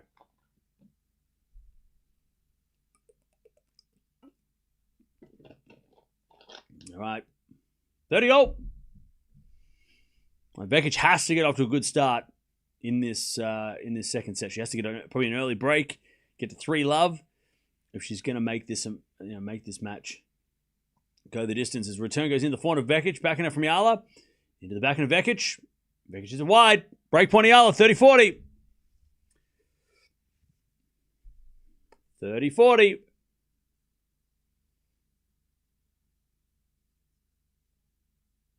Break point Eala to take the break first game. 30-40. As a return goes in the backhand of Vekic. Eala with a forehand again to the front of Vekic. Into the backhand of Eala, but no, that goes out by Vekic. And Eala breaks. She's won 4 games in a row now. All right. Eala with a set and a break. This is going to be so hard for Vekic to come back now. And like I said, mentally as well, like it's going to be tough mentally for Vekic because, like I said at the start of the match, having just won Queen's Club, and then having to back it up straight away, tough.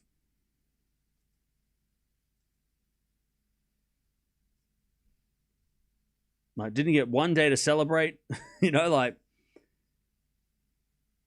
I'm not saying that Vekic is not going to try.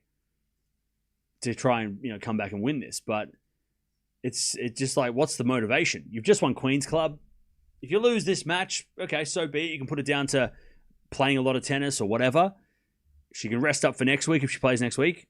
Like her preparations for Wimbledon are perfect. Even if she doesn't play next week and she loses now and doesn't play, like she's going to go into Wimbledon with a title on grass, which only a handful of players are going to have, because there's only 6 WTA titles before Wimbledon to play on grass, right? So and Vekic has got one of them. As Eala hits a winner 15-love, you have no doubt that Vekic will come back. I don't know. I mean, if she goes down an early, goes down like a double break, I mean, I don't think Vekic is going to give a shit. Like, I don't think she'll care that much. She won't. I don't think she'll, especially with that leg strapped. She doesn't want to push herself too much. It might be a blessing for Vekic not to, and we also know that Vekic has already secured her seed at the Wimbledon, so that's fine. That's not not on the line anymore. She can go to Wimbledon as a seed. As a return goes the backhand of Eala, the forehand of Vekic. Vekic hits it long. 30-love.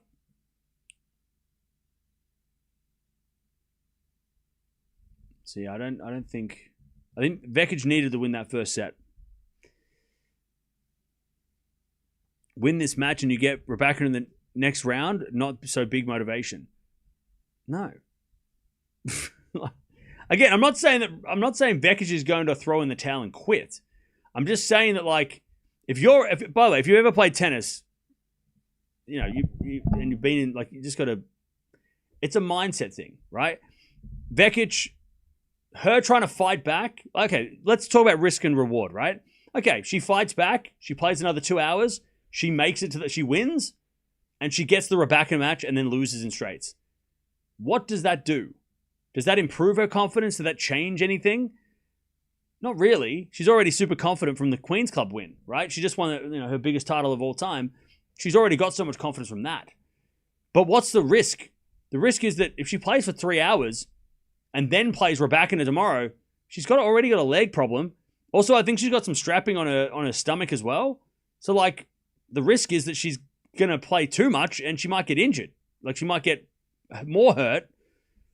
And that's, I don't think it's worth it.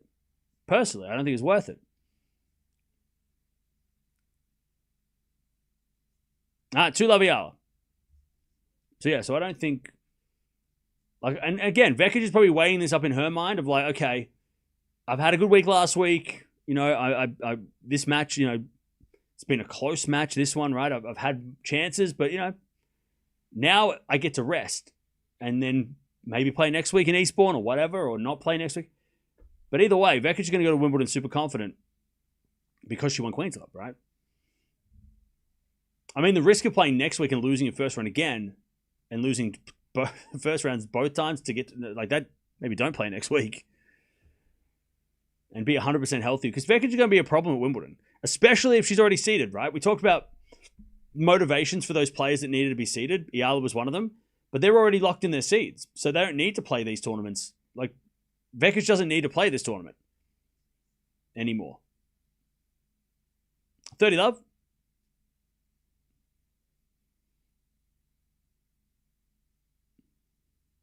So I don't think Vekic is going to, break her back to try and get back into this match and try and win this match. Yeah, of course she's a competitor. She's going to try. But I don't think Vekic is going to, be sliding out wide like Novak Djokovic, trying to get to every ball. She might be just pulling her punches a little bit. She might just hold back a little bit. And if Eala starts making errors and gives her back the match, maybe she will. But maybe she'll get back into it and maybe get, go, oh, actually, I might be able to come back here. But I don't think Vekic is going to, go all out to fight back and try, you know what I mean? Like, she might, like I said, pull her punches. If Eala starts hitting errors, though, and starts giving her games, okay, maybe then she'll find, but I don't think Vekic is gonna fight to the death, because it's not worth it. There's no point in pushing herself when she's already got a title. Also, the risk that we all face is that if Vekic does fight back and win in a 3-hour epic, she might not play tomorrow because her leg might not be good enough, and that means we don't get to watch her play Raducanu. Would you rather see Raducanu play Eala or not see Vekic and Raducanu? Like, that's also a possibility, right? I'd rather see Raducanu play Eala tomorrow than no match at all. And my guess is that Vekic would pull out of the next match, because I think that the only reason she played this week was the reason that Eala played, and that was to get seeded for Wimbledon. And they've already done that, so it doesn't matter what happens next. So I don't think...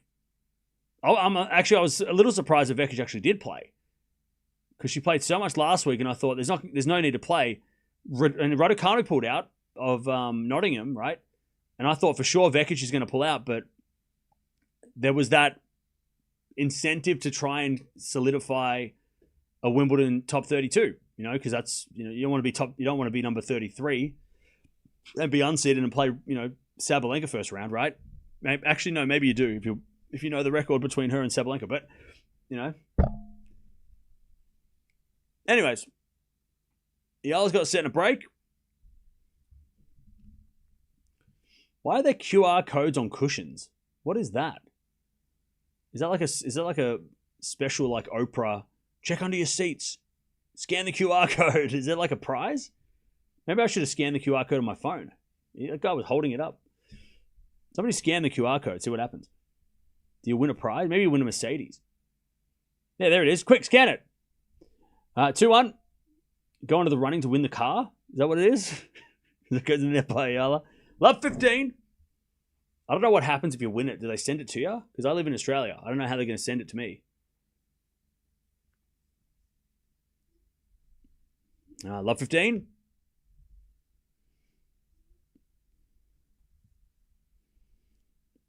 We're almost at 303K. I know, right? Subscribe if you haven't already. Actually, tell me where you're watching from. I haven't asked that yet. Where are you watching from? Where are you watching from? As we served down the tee, the forehand of Vekic. Vekic in the net in the return. And it's 15-all. And I think this is where we're going to see as well, I think we're going to see Vekic just start smacking the ball. I don't think she's going to try and rally with Eala. She's just going to try and hit return winners. And if it works, it works. If it doesn't, it doesn't. Again, I think that's where she's mentally at, I think. I think she's just going to stand there and try and hit returns. And if they miss, they miss. If they hit, they hit. So Eala's got to beware here, because this could get a little sketchy if Vekic starts going all out and works, right? We've got Philippines, Nigeria, Florida, Singapore, London, Vegas, New Jersey, 15:30. We've got Italy, Manila, Denmark, San Jose, 15:30. Saudi Arabia, Taiwan. Great serve, Eala. I tell you, that's been the highlight of her day, is serving. And she's going to have to serve well against Raducanu tomorrow. So the serving today has been phenomenal. She needs to be serving like this tomorrow. We've got Melbourne, Ireland, Dubai, New Zealand, Qatar, Macau, Manila. As we serve down the tee, the backhand of Vekic. Return goes to front of Eala. Vekic backing up the line. Goes off the tape. And then Eala hits it wide. Okay. Chance for Vekic to get back in the set. 30-40. We got North Carolina, Luxembourg, Hong Kong, Trinidad and Tobago, Caroline Springs. What's happening in Caroline Springs today? What's the news in Caroline Springs? All right, 30-40. First serve's a fault, second serve. We got Pittsburgh, Monaco, Wimbledon, Portland. As Eala serve, second serve.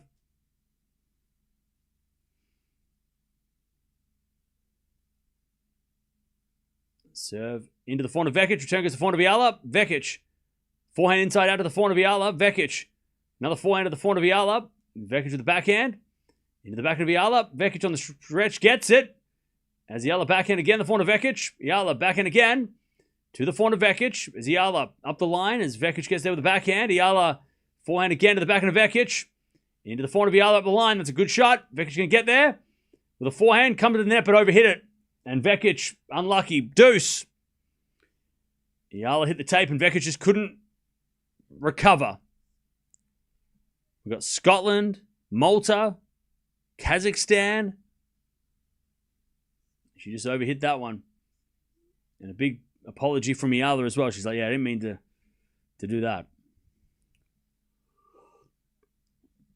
Oh, we've got Sydney in the house as well. What's up? Also, chat, we're almost at 700 likes. How'd that happen? Chat, if you haven't liked the video, why? Why not? A7T, Eala. Advantage, Eala.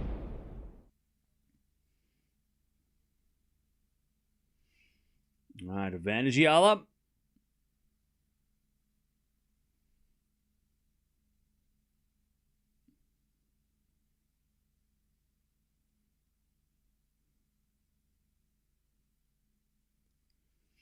All right, advantage, Eala. She serves. Into the backhand of Vekic. Return the forehand of Eala. Up the line to the forehand of Vekic. Eala. Forehand up the line again. Vekic gets it back cross court. Eala backhand. Into the backhand of Vekic. Vekic in the net. 3-1 Eala. 3-1. She consolidates the break. Thank God it was 19 degrees today in Melbourne. Enjoyed my walk. Nice.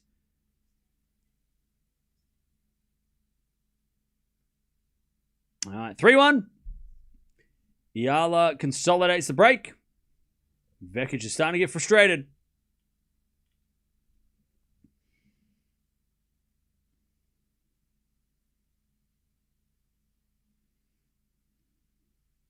All right.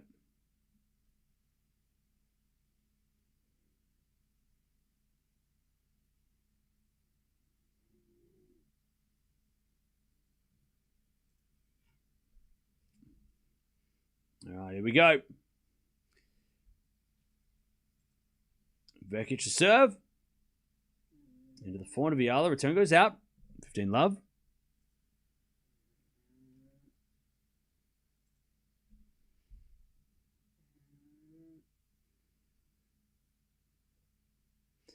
All right, 15 love.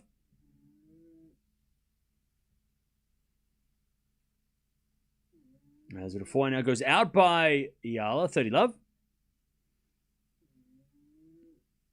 Oh, we've got a big day today. We've got we have Sabalenka, first time on grass, and we've also got Gauff versus Badosa, which I think is going to be fascinating. Also, Fritz just won the first set.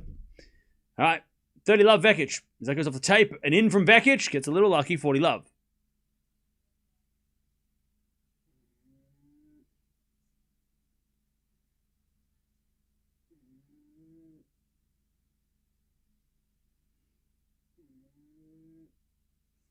All right, 40 love.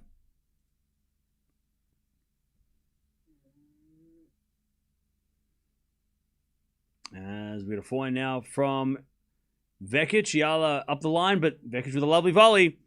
And it's 3-2 Eala with the break, but Vekic hanging in there. All right, how we doing, chat? Did not know this match was on early. Yeah, this match is... The reason why this is on first is because these two ladies are the... I think it's like the last first round match that hasn't played yet. But also, the winner of this match will play tomorrow at the same time, I'm guessing, because Raducanu hasn't played, and Raducanu had a first round bye. So it's going to be like a scheduling thing. Also, I mean, the tournament's smart. They know that the Philippines audience are going to be watching first thing in the morning. They're not going to watch it. I mean, actually, they don't know that you are going to be watching it like 6 a.m. because I know you guys do that. We call you savages for a reason. Just like me. But they're putting it on at a nice time as well for the people at home. And also they gave Vekic some extra time as well. So there's a lot of reasons why this match is on first. A lot of reasons.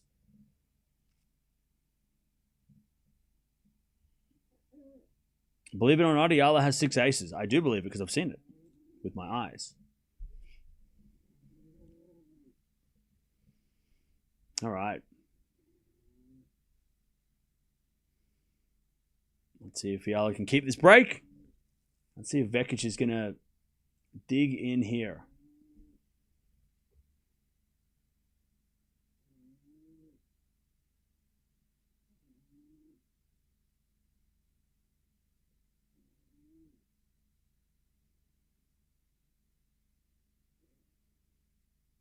All right.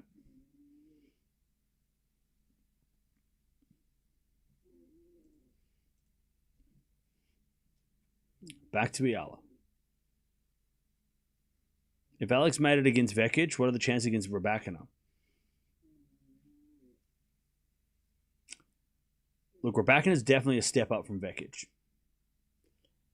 So it's going to be interesting.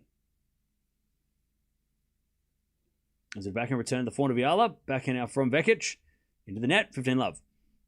And I tell you, at the end of the day, it doesn't really like. As long, I think worst case for Eala, she plays Raducanu and gets smoked. That would not be good, right? Losing 6-1, 6-love would be a bad thing. That's never a good thing. There's no experience gained in that, right? But if Eala does lose in straight sets and it's like 3-3 or 4-3, like it was in Rome, it's not terrible. You can learn from that. You just played the second best player on the planet. You played arguably the favorite for Wimbledon, right? Before the tournament. So, as long as she doesn't get completely blitzed, I think she could take a lot of positives out, even out of a loss. And the fact that she's already played Raducanu in Rome will give her at least a little bit of an idea of how to play against her. Obviously, different surface, clay and grass. Raducanu's going to be way harder to play on grass. But if she can win this match, which, Vekic is in great form, right? After last week, great win already. She has nothing to lose against Raducanu. As long as she doesn't get smoked, which could, that would not be good for her. But again, good opportunity to play against the favorite for Wimbledon. I think a lot of people pick Raducanu to win Wimbledon. So good opportunity to play against, and good way to see where Eala is actually at, because she couldn't beat Jovic, which was a bit of a shame last week, and she couldn't play better against Jovic. But she has a title under her belt. If she beats Vekic, that's a huge win on the grass, right? Best win on grass for the season. As Vekic comes in and hits a forehand long, bad miss by Vekic, 40-15. So yeah, as long as she doesn't get double bageled, yeah. I think, look, if it was 2-2, as Vekic just stretches out that leg that's strapped up, yeah, Vekic is definitely feeling it out there. But yeah, it's going to be a good opportunity. Good opportunity.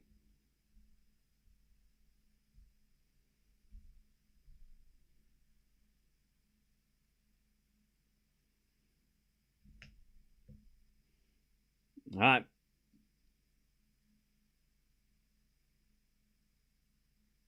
Four to 15. And a great serve down the tee. Eala. 4-2. But Tunkova is reportedly playing doubles with Eala at Wimbledon. Oh, nice. Nice one. 4-2.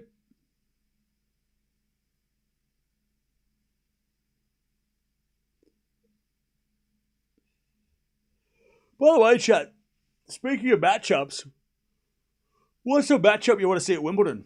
Who do you want to see on the women's side? We'll just say women's side because, people are going to say like Sinner versus Djokovic or whatever, but who do you want to see on the WTA side play each other at Wimbledon?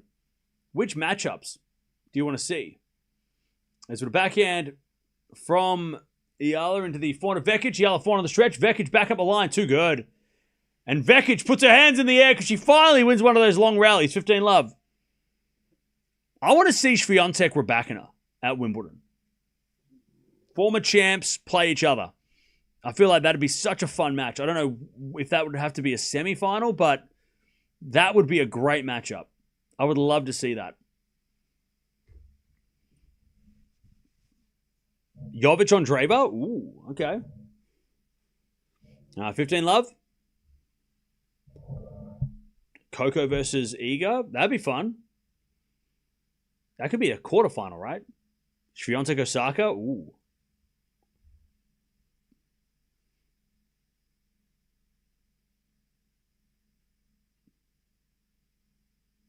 All right. Return goes into the forehand of Vekic. Backhand up from Eala.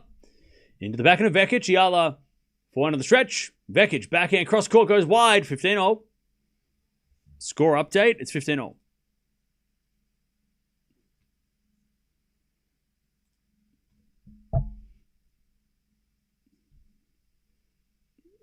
15 all.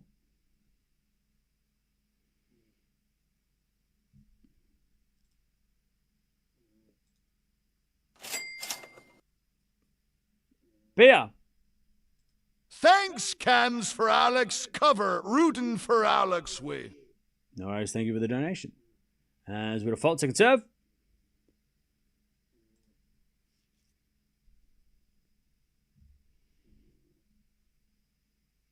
Serve again.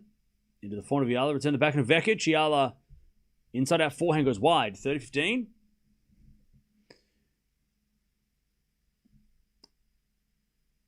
We're back into Gauff. Yeah, that's not going to happen. They'll never play. They'll never play. They will never play. Ever. Ever. Never, ever. 30-15. There's a bit of fault, second serve.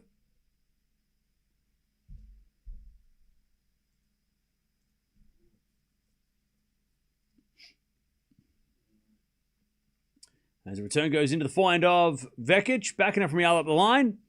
Vekic with the backhand cross court into the forehand of Eala. Vekic with the forehand again to the backhand of Eala. Eala hits a wide. 40-15.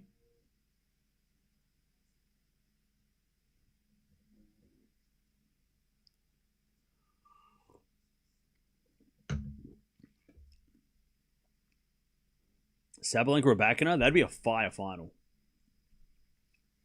That'd be a crazy Wimbledon final. But I don't know. I don't think we're going to get that. I don't think we're going to get 1v2 in the final of Wimbledon. I don't know. Not on the women's side. Probably not on the men's side either.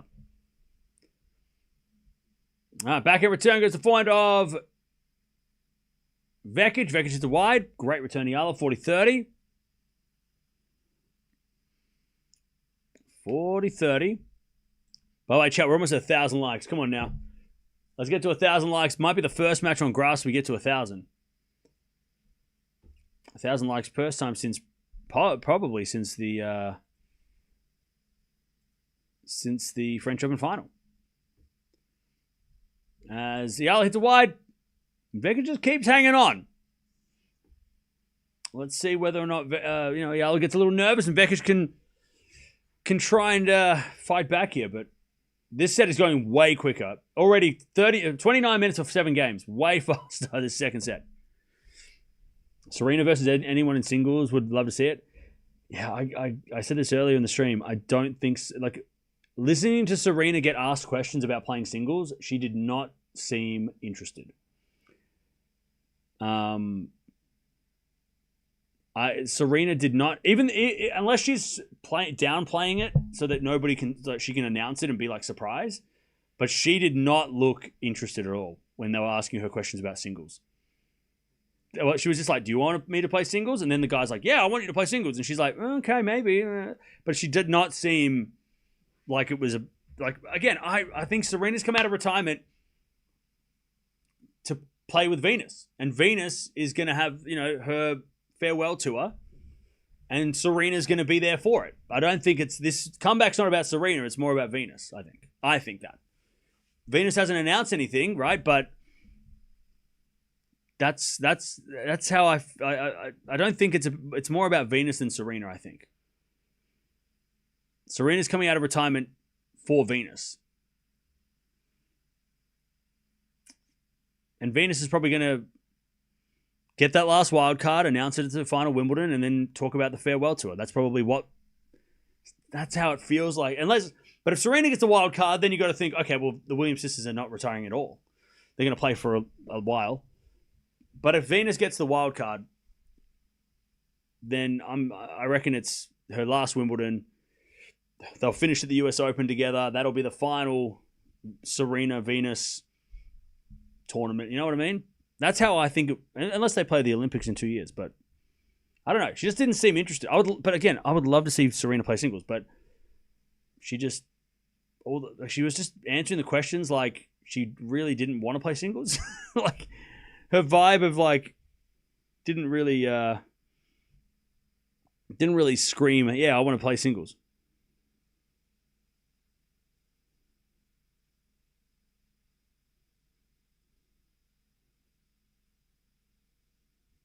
All right. 15-0. We can dream though, right? Yeah, I know. I also wanted to come back and play singles, but like speaking realistically for a second, it feels like there was nothing in that interview that I heard that made me think, oh, she wants to come back. Like it sounded like she didn't want to play at all. Like didn't want to play singles at all. As he asked, it was another ace. But we're going to keep watching Serena every match she plays, no matter what it is.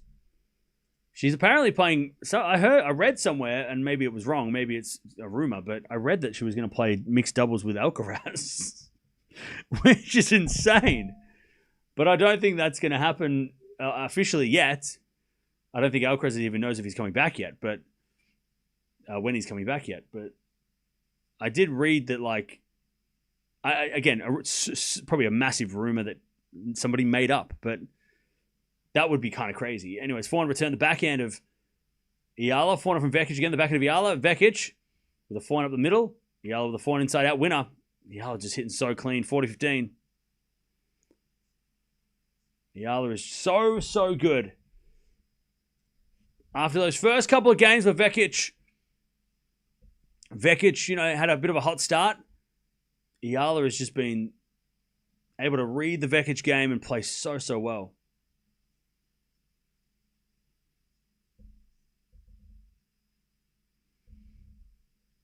All right, first there's a fault, second serve. The Williams sisters should give way to the new people. Yeah, okay. Did you say that about Rafa as well? Are you saying that about Djokovic too? Is Djokovic on? You also think Djokovic should also retire? Or are you just picking Serena and Venus for that? For it's just selective. Is it a forehand slice from Eala into the backhand of Vekic? Vekic with a drop shot winner, 40-30.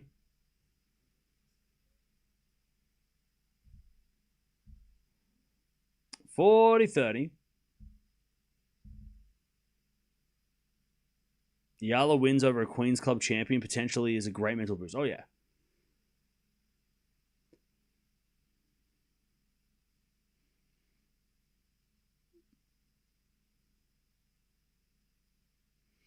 She's definitely great for the sport, but I'm leaning your thought process all about Venus. Yeah. 40-30. Yeah, I think even in the interview that I heard yesterday, it always was like awkward. Like it was all this attention on Serena. It's like Serena's kind of like seemed a little bit awkward. Like it's not really this is not about me, but I can't tell you that because Venus hasn't said anything. It's her moment. Like that's how I kind of like. I would not be shocked. By the way, someone in the crowd needs some water, so we're just waiting for hopefully they're being okay. Like I reckon that Venus, if she gets a wild card for Wimbledon, she'll announce she might announce it's the final one, and then then it all makes sense, right? It all makes sense why Serena's back and why she's back. But again, why would Serena be the one to say that I'm back because of Venus is retiring? It's not her. She doesn't want to give that. She doesn't want to say that, does she? Again, that's my theory, right? Put your tinfoil hats on. That's my theory. 40-30. We're just waiting for the crowd to get some hydration because somebody in the crowd is in need. Hopefully they're okay. Players have just stopped.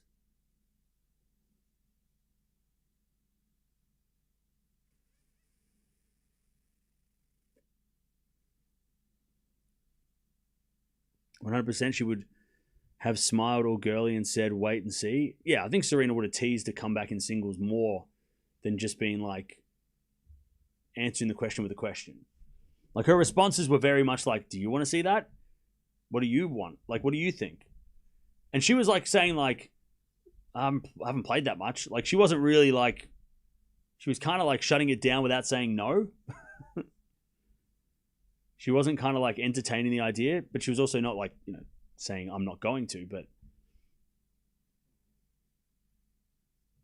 yeah. But we'll see. We'll see what happens. Maybe she does get that Wimbledon. Maybe she just doesn't want anyone to, like with the doubles comeback, doesn't want anyone to spoil it.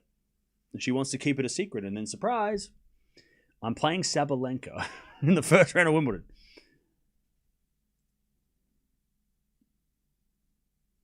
All right. We're just waiting for the crowd, hopefully, to be okay.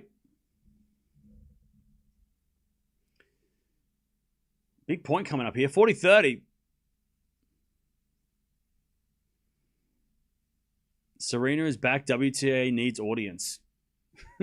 Bro, you don't watch WTA if you think that. If you think Serena's coming back because the WTA needs to be saved, you have no idea what you're talking about.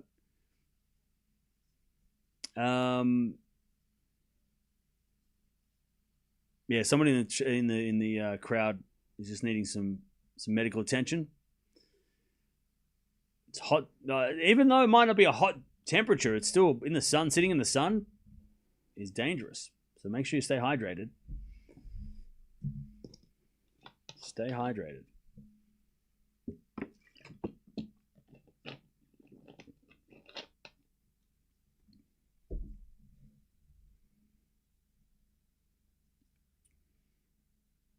One wild card for Wimbledon is reportedly unannounced. Yep. There's 2 on the men's side and 1 on the women's side.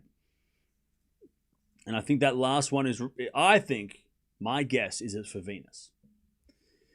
My guess is it's for Venus. Because Venus is playing bad on Berg. And I think... When's she playing bad on Berg? She's not playing this week, is she, Venus? No. She's playing bad on Berg next week in singles. And I think, depending on how she... Like, if she's injured or not. Because Venus has been on and off with... She's had some injury troubles as well lately, in the last couple of years. So I think bad on Berg's sort of like a testing ground to like, okay, am I able to play singles, right? If I, can I play singles? And if she says, yep, I'm good to go, they'll give her the wild card. If she says, actually, no, they'll give it to like a British player. That's sort of my thinking. I don't think it's going to Serena. I don't think it's going to Serena. I think it's for Venus. Because why wouldn't they give one to Venus as well? Like, if they're going to give one to Serena, why wouldn't they get Venus in as well? Venus has been getting wild cards. I mean, people have their opinion on that, and people aren't happy with that, but, I mean, Venus is one of the greats of the game, so of course she's going to get wild cards. People want to watch Venus win at 45. It's still the thing. You might not want to, but that's the difference. It's fine. It's not for you. But why wouldn't they give one to both? Like, you know what I mean? Like, why wouldn't there be 2 wild cards and then both sisters play? Wouldn't that be more interesting to have both than just be like, oh, well, Serena's going to play not Venus? But Venus has been playing. So why wouldn't you give one to Venus as well? You know what I mean? So again, I think it's reserved for Venus, depending on how next week goes. If she plays, if she's up for it, and if she plays, she plays. If she doesn't, it'll go to someone else. I don't think it will go to Serena. I don't think they're going to be like, one wild card, Venus or Serena. Why not both? Why wouldn't they give it to both?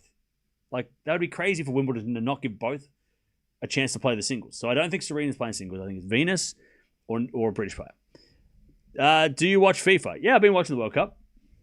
I saw Messi's hat trick. That guy is pretty good. He's all right. He's pretty good at soccer. He's pretty good. Yeah, we're just waiting for this a medical timeout, a medical for the audience, for someone in the crowd who's unfortunately fallen ill. So we're just waiting for that person to get some treatment and then hopefully be okay.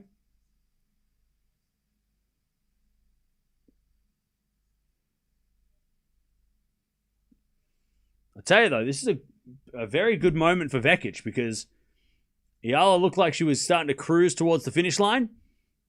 So to have this stoppage definitely favors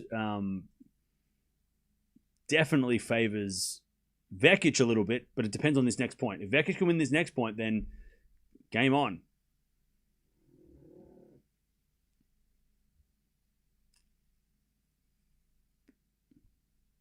We're a winner of this place tomorrow. Have you watched the recent concluded NBA Finals? No, I have not. By the way, speaking of NBA, I went to the thrift store the other day and I found NBA 2K14 for PlayStation 4 and I bought it. It was like $3. I was like, hell yeah, I'm gonna buy that and play it. Is it good? I haven't played NBA 2K for so long. I remember like NBA like 2K 11 and 12 was awesome. And then I've heard the recent ones are kind of shit, but is it good? Is anybody keep playing NBA 2K?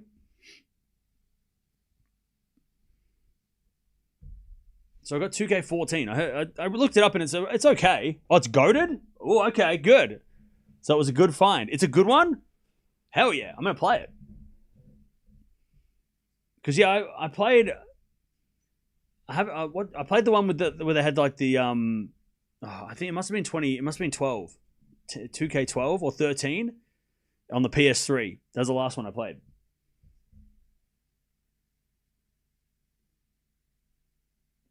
Cam doesn't know PBA. What's PBA? All right, here we go. We're back. Let's see if Eala can. No, sorry, we're not back. Eala's just warming up her serve, keeping her serve warm. Vekic is going to her coach to have a chat. All NBA games are awesome. Yeah, but some of them are shit. Some of them are crap. Do I know who Ben Simmons is? Of course I know who Ben Simmons is. Come on. 2K2 is the best? Is that even a thing? Is NBA 2K2 a thing? I don't think that's a thing.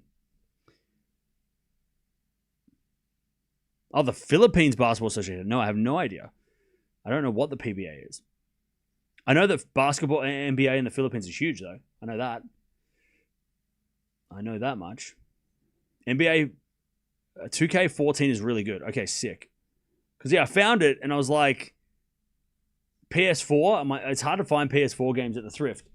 And I was like, oh, man, NBA 2K, maybe I should get it. Because I got a PS4. And I'm like, I haven't played. I heard, like, the recent NBA games are not as good. But I'm glad I just picked it up because I was like, whatever. I'll buy it and see what's up.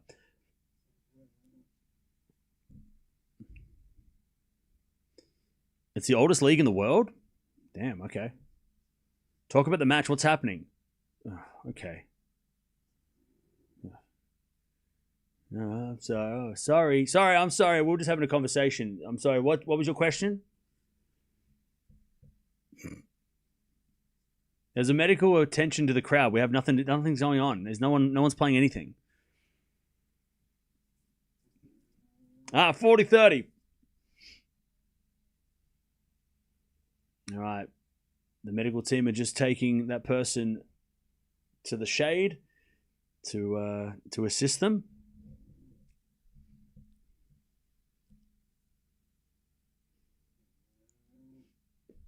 I haven't been to the Philippines, though. It's on my list, though.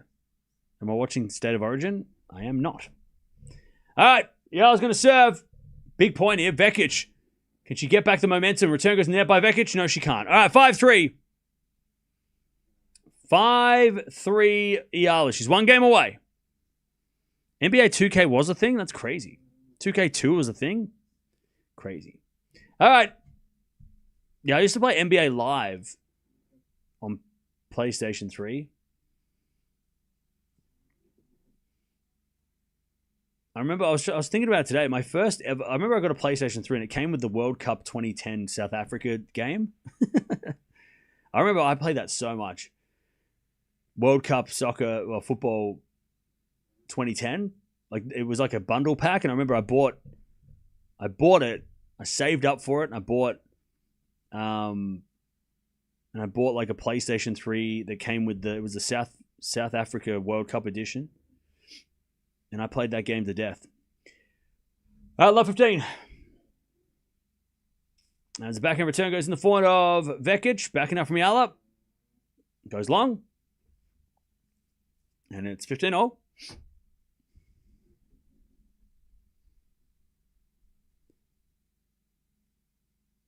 I don't know when you find time to relax, Cam, and play games. I don't have time to do that. But when I have a second, I will. The good thing about Wimbledon is there's a curfew, so that way like things stop at a certain time, so it makes my life a little bit easier. But after Wimbledon, there's nothing to watch, so it'll be sweet. As the backhand goes into the forehand of Vekic, Vekic puts it away, 30-15. Cam nailed this match, kudos. Hey, thank you. I feel like my performance rating for this match has been at least a good 8.4. I think it's been an 8.4. If I had to rate myself for this match, I'd say it's been an 8.4 stream. It's been a good match. We've had some laughs. We've seen some great rallies. 30-15. As the return goes into the forehand, but no good from Vekic. She couldn't get there. Eala, 30-all, 2 points away. Do I watch matches on my own? Yeah, I watched that Lehechka Myshak match yesterday. Did I watch Turkey Australia? I watched the second half when I went to the city. Yeah, and I stood outside a bar with a bunch of people that were supporting Australia, and we all cheered. Ace out wide. Nice serving from Vekic. 40-30 to make Eala serve for the match.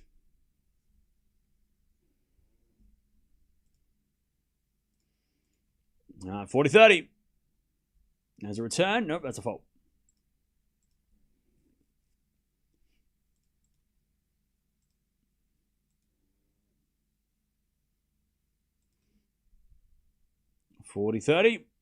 There's a return from Eala. Goes long, and Vekic holds. Eala's going to serve for this match. I'll be here for the day. We will get to the land send USD. Wait, what? I have no idea what that is. What's your comment on Eala's serving numbers today? She is serving ridiculously well. Her serve has been so solid in this match. And it needs to be, because she's going to play Raducanu tomorrow. And we know Raducanu is going to be a crazy returner. Plus, also, Raducanu's serve is insane. So, yeah. This is a great warm-up match or performance to go into play against Raducanu tomorrow. How about PS5 games? I don't have a PS5.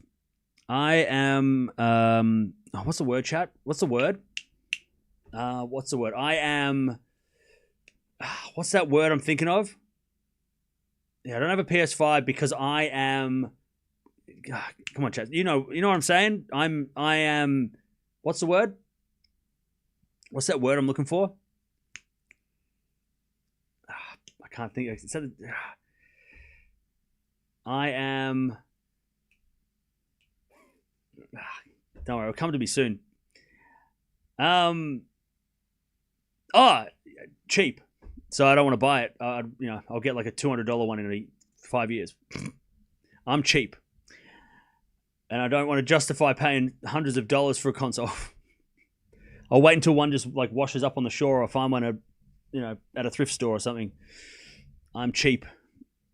I have a PS4 and that works fine. It just sucks that I can't play certain games. Like, the new Spider-Man games and stuff. No, I'm not Spider-Man. I'm not Spider-Man.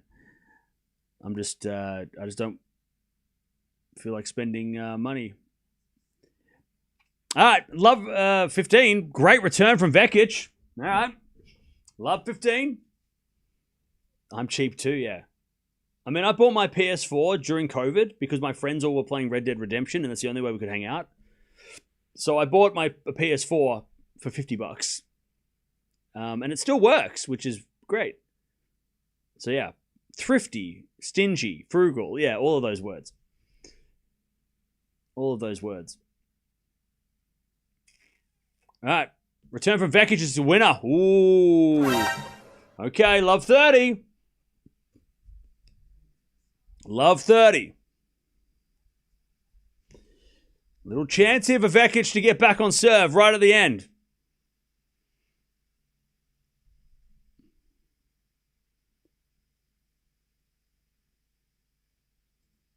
All right, love 30.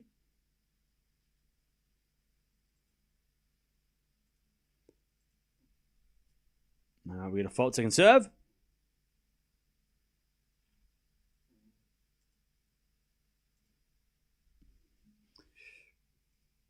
As a return from Vekic into the forehand of Eala. Vekic with the backhand up the line. Eala gets it back with the backhand into the forehand of Vekic. Eala with a slice to the slice of Vekic. Eala with a slice. Cross court the forehand of Vekic. As Eala backhand again. Goes in the net. Love 40. Vekic to get back on serve here. All right, love 40. I bet your dog lives great, though. Yeah, I mean, come on now. She gets all the spoils. All right, love 40. As the return goes, pardon me, into the forward of Eala, backhand out from Vekic on the stretch. Eala comes in with a drive volley winner. Try that, chat. Sneezing while you're commentating. Midpoint. I didn't skip a beat. 15:40. Chat, you know I'm professional.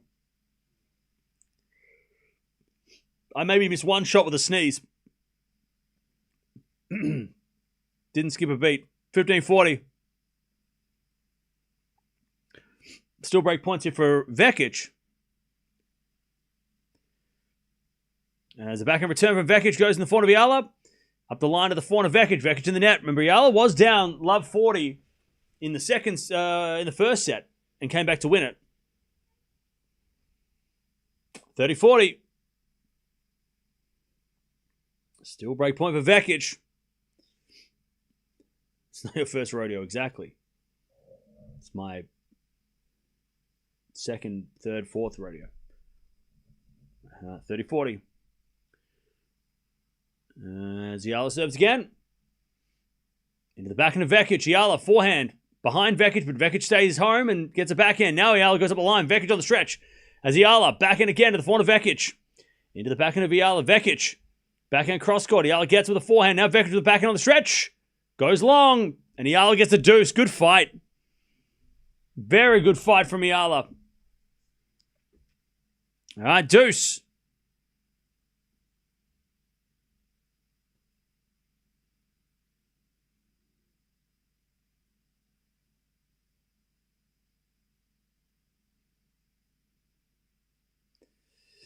All right, from love 40.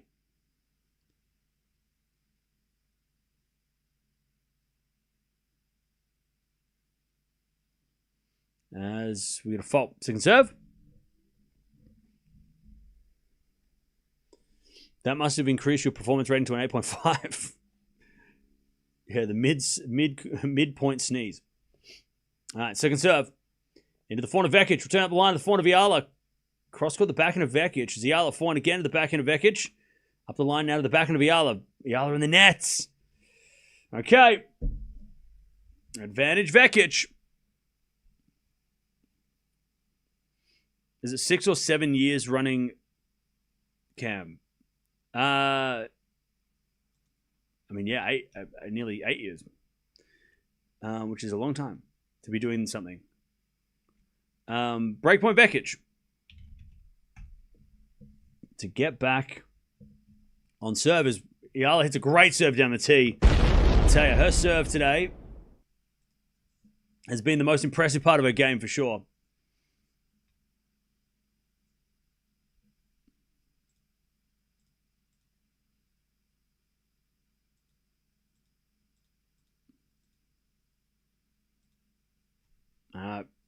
Deuce.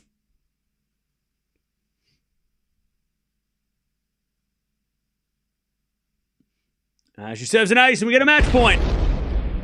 Match point for Eala.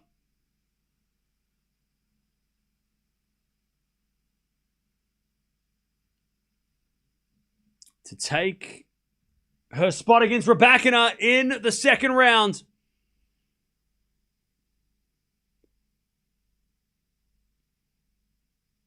Serve out wide. And Vekic return in the net. Eala wins. Very impressive performance by Eala. And she will take on Aryana Sabalenka tomorrow. The number 2 seed. They hug it out of the net. Vekic has still had a very good week. last week.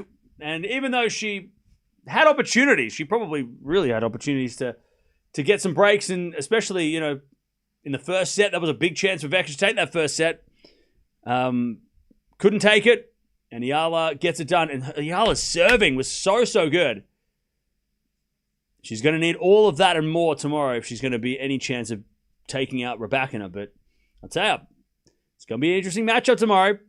That's the kind of matchup that Eala would love. And again, nothing to lose. The only thing she could lose is if she loses badly. That could be frustrating, for her confidence. But really got nothing to lose. Great win over Vekic. Vekic has had a great week. She's been great. She'll go next week, maybe play a tournament. She had a bit of a leg. Her left leg was strapped up, so she's got to sign some autographs anyway. So Vekic isn't too disappointed here, but I think, again, it might be a blessing in disguise for Vekic because now she has a week off to rest and recover because, let's be honest, Vekic made the semis of Wimbledon. She can be dangerous at Wimbledon. She's going to be a very dangerous player to play at Wimbledon in the early rounds or in the first week for the big names. Also, with that win, Eala is now ranked number 31, which means she's well and truly seated at Wimbledon. Vekic also is going to be seated based on the withdrawals from players above her, Baptiste and Umboko. So Vekic is already seated, unless Bartunkova or Parry win the tournament. So Bartunkova or Parry winning the tournament, that would be the only way that Vekic does not get seeded. So, all but seeded. But Eala, I think, locks up her seed because of that. So she is, she will be seeded at Wimbledon, which means she won't have to play the defending champion in the first round. So yeah. And also won't have to play, Raducanu, Sabalenka, Gauff, any of the big names until third round. So there you go. Solid win. Very solid win.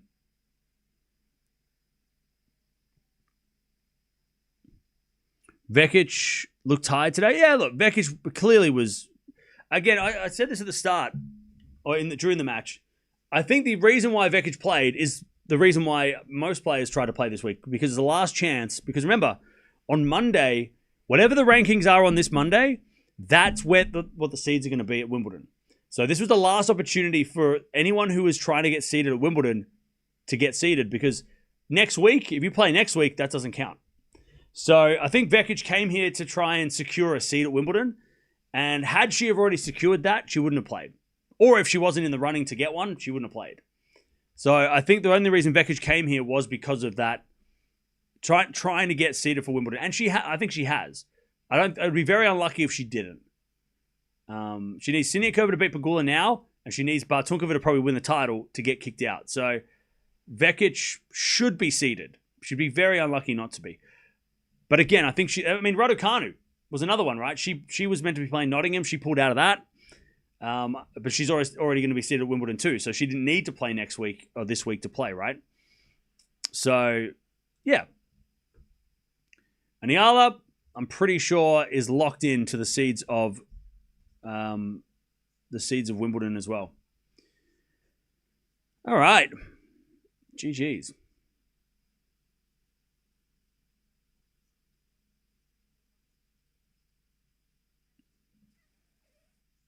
What's my take on Sabalenka with Alexandra Eala later? That's going to be really fun. I'm excited to see how Sabalenka looks. Why does Valinska get wild card when she is seeded? Okay, so the reason why is because Valinska's ranking when the entry list was... So there's... I need to make a video about this so I can just send you to it. Every tournament has a window where you have to... like an entry list window. So 6 weeks before any tournament, this tournament, Wimbledon, French Open, any tournament, 6 weeks before that, you have to be in the top... whatever, 150, whatever it is, there's a cutoff. So whatever your ranking is 6 weeks prior to any event, including Wimbledon, is what your ranking is going into that event. Now, Felinska's got a bit of a unique situation because, I mean, and so did Boiseau last year. Eala, by the way, 27 winners, 13 errors, 24 winners and 17 errors from Vekic. Vekic had 14 break points, only converted 2. So that was a big... She had a lot of chances, Vekic didn't take them. Eala, 8 aces. I mean, a great match all around. The reason why Felinska had to get a wild card is because 6 weeks ago, she was 120 in the world, which was her, like, the cutoff was like 100 for Wimbledon. So she missed the cut 6 weeks ago. So it doesn't matter what she did in that 6 weeks, she had to get a wild card. Otherwise, she would have played qualies. Now, Wimbledon gave her a wild card, and then now she's seeded because she got a wild card. But that's why. It's a weird structure. It's just the way it is. These things happen, right? Usually they happen between Wimbledon and the French because French Open's worth so many points. So somebody from outside the top 100 can go on a run at the French, and then Wimbledon, kind of need to, give them a wild card because they didn't make the cut before Wimbledon. It's a weird... And then there's the other side of things too, where there's players that drop out of the top 100, but they already made the cut for Wimbledon. Like Boiseau, for example, right? She's a great example of the opposite happening, where she is already on the entry list for Wimbledon, but she's ranked like 400 in the world, I think. Let me check. Yeah, she's 150 in the world, but she made the cut because 6 weeks ago her ranking was in the top 100. So she has the opposite cut happening where even though Boiseau last year got kind of like, people think was kind of got screwed over having to play qualies, at least this year she can kind of get to play Wimbledon for the first time because of last year's French Open, which is weird. But yeah, because the points dropped off after the cutoff. So Boiseau, I'm pretty sure is... hang on, let me check. I want to make sure she is. I'm pretty sure Boiseau's made the cut because of what she did last year at the French, which is kind of the opposite of the Felinska. But it also means Felinska next year will play Wimbledon even if she doesn't win a match for the next 12 months. Potentially. Have a look at this entry list. Can I see the entry list, please? Where is it? Who's next for Eala? Raducanu. Raducanu tomorrow will be Eala's opponent. I can't find the entry list, but I think that's the case. You're going to have to double check. Actually, no, hang on. Let me check. I can check the entry list. No,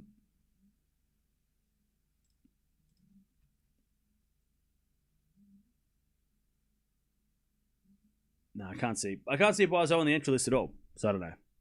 But I think that I'm pretty sure that Boiseau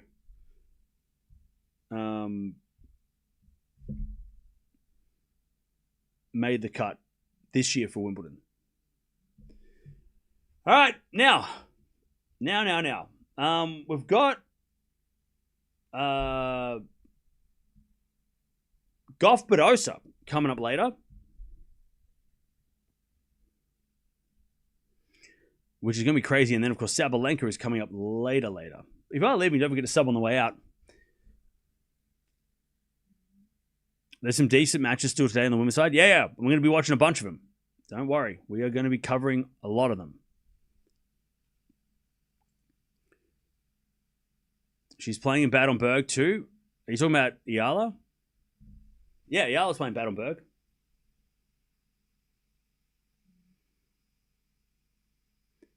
Raducanu and Eala played in Rome and it was 6-4, 6-3. Yeah, it's going to be tough. It's going to be a tough one.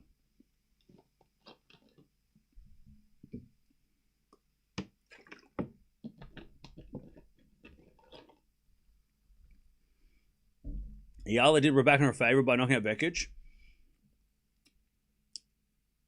Yeah, I think that. Raducanu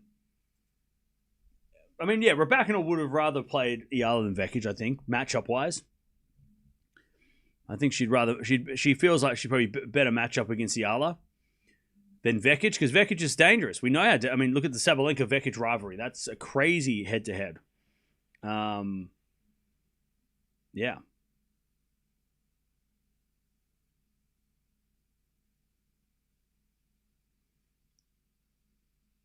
Alex made 8 aces this game. Yeah, she served really well. She's going to have to serve that well tomorrow.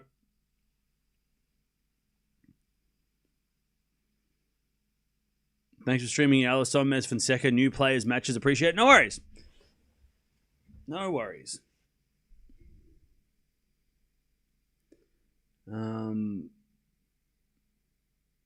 Nottingham has some matches.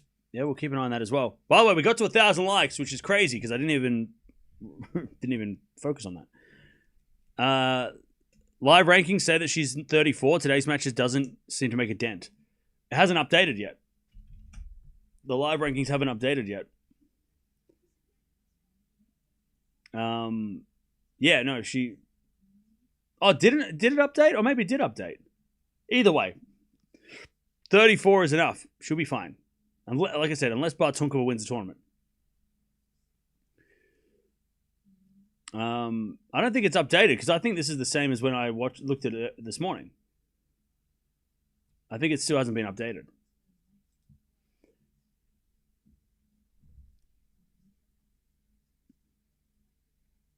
Boiseau is in as well, and Zhang and Badosa. Oh, there you go. Yeah, I couldn't see Boiseau on the entry list because it wouldn't load, but...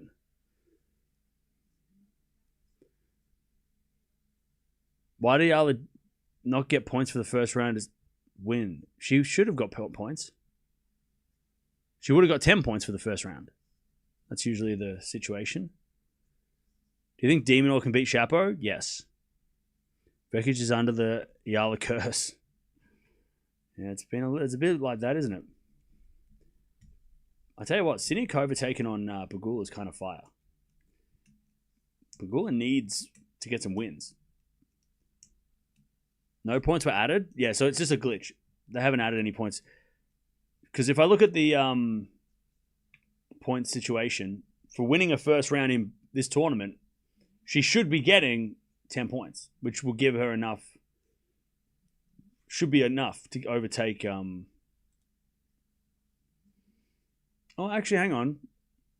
Or maybe not. Oh, no, because she made the round of 16, so you get... Hang on, how many people are in this draw? 28... Okay, so she should have gotten 60 points for the win. Because if you lose first round, you get 1 point, and if you make it to the round of 16, you get 60 points. So she should have got 60 points. Did she not get this? I don't think it... Look at it in a couple of hours. It's probably just a bit of a glitch. Probably just hasn't updated properly. Unless there's some like weird funky thing where like she's had to like other points have dropped off and it's been some weird like math thing. But yeah, look at the live rankings in a few hours and, you know, probably just hasn't properly updated yet. If it's like that in the morning, then you know it's a problem. So you know that she didn't get anything, but I think it's just a bit of a glitch. Who beat Raducanu at Queen's Club? Bolter.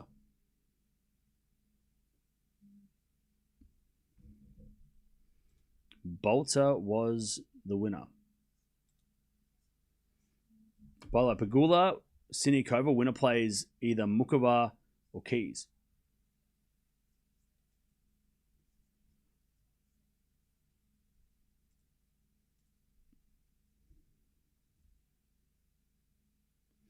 You only have X amount of tournaments that can count to... Yeah, exactly. That's what I'm thinking too. Like, is maybe it doesn't register as one of her best results. So that's why, but... Let me have a look. Let me have a look at a breakdown of ranking, because that might explain it better. Again, I wouldn't be... Like, the live rankings are live, but also there could be some little bit of... There could also be a bit of a glitch. So just got to keep that in mind too, that yes, they're live, but also give it a little bit of time and maybe they'll update properly. Yeah. So I'm just having a look here. So no, look, the 60 points if Berlin should count, because well, maybe not. It might not actually count. Because she'll need to make the quarters, maybe. Because I'm looking here. So, Queen's Club made the round of 16. Linz made the round of 16. Abu Dhabi quarterfinal. and then Auckland was 90 points or 100 points, 125 for the two 1000s. Oh, sorry, the two challenges. Yeah. I'll tell you what, Eala has 0 points at Grand Slams to defend. So I'll tell you, the upside in Grand Slams is huge for Eala. So if she can get a good draw at Wimbledon, she could really boost her ranking to like top 30, maybe even top 25. And then the US Open, there's so much upside. But yeah, she has played a lot of tournaments, so it might be her. Yeah, that might be the case. She might just not have like that result might not actually register because of because it doesn't eliminate, it doesn't overtake another result, if that makes sense. Rankings are complicated. Maybe I'll make a PowerPoint presentation one day to go through it. I just woke up. Hey, good morning. Welcome. Appreciate your live and lively comment. No worries.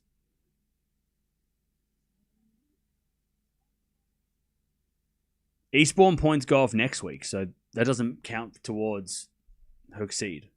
Plus, also, like I said, before the match, Eala and Mukova, I'm watching the wrong match. Eala and Vekic pretty much locked in their seeds anyway. So the only way that Eala doesn't get seeded is if Bartunkova or Parry win Berlin.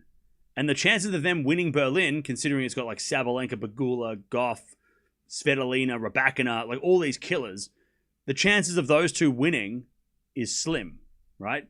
So, and look, and if Bartunkova wins Berlin and she gets seeded at Wimbledon instead of Eala, well, you go, well, shit, too good, right? Too good from Bartunkova, because she would have had to beat some killers to win, right? If Eala does win tomorrow, that'll get her seeded for sure. But yeah, the only way that she gets kicked out is if Bartunkova or Parry win this tournament, and they are not the favorites to win this tournament. Another thing that could help Eala is if somebody above her withdraws. So like, but Potapova's been injured on and off lately. Kasteya's dealing with some injuries. Kostyuk's had an injury problem, and Isimova's been pulling out of tournaments. So there is a potential that another player in the top 30 pulls out, which means that she gets bumped up again. But like I said, she's currently the 32nd seed because of the withdrawals. So unless Bartunkova or Parry win the tournament, Eala should be at least the 32nd seed, if not the 31st seed.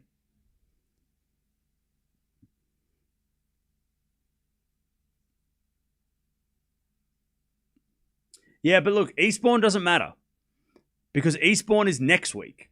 So the rankings are as of Monday next week. It doesn't matter. Again, we got to remember as well that the live rankings, we shouldn't use that as gospel. That is a guide. The live rankings are a guide, and it's a really good guide. And I love the live rankings, right? But the rankings official are of Monday. So on Monday, because what's going to happen on Monday is the rankings on the WTA website are going to come out and say that Eala's 34, and then the live rankings are going to take away her points for Eastbourne, and it's going to put her down to like 50. No, that's not 50. Probably like 40. But it doesn't matter what the live rankings say next week. It's what they say this week, right? And Monday is when the official... So use the live rankings as a guide. Definitely a good source of information. But Eastbourne doesn't matter. What happens next week doesn't matter because the rankings are locked in and the seeds for Wimbledon are locked in on Monday, and that goes off the official rankings of the WTA website. So what the rankings say on the WTA website on Monday are what the seeds will be at Wimbledon, right? Doesn't matter about anything to do with Eastbourne. Eastbourne's got nothing to do with her ranking at Wimbledon, right? Because Monday is when the official ranking comes out on Monday. Eastbourne is after that. Whatever happens after that doesn't matter. Not for Wimbledon. It matters for the future, but it doesn't matter. Does it make sense? One in the chat if I'm making sense. Two in the chat if you need more information, because it doesn't matter what happens at Eastbourne. The cutoff for Wimbledon rankings are on like midnight Sunday or Monday morning, not next week. Next week, Doesn't matter. Eastbourne doesn't matter. Eastbourne doesn't matter.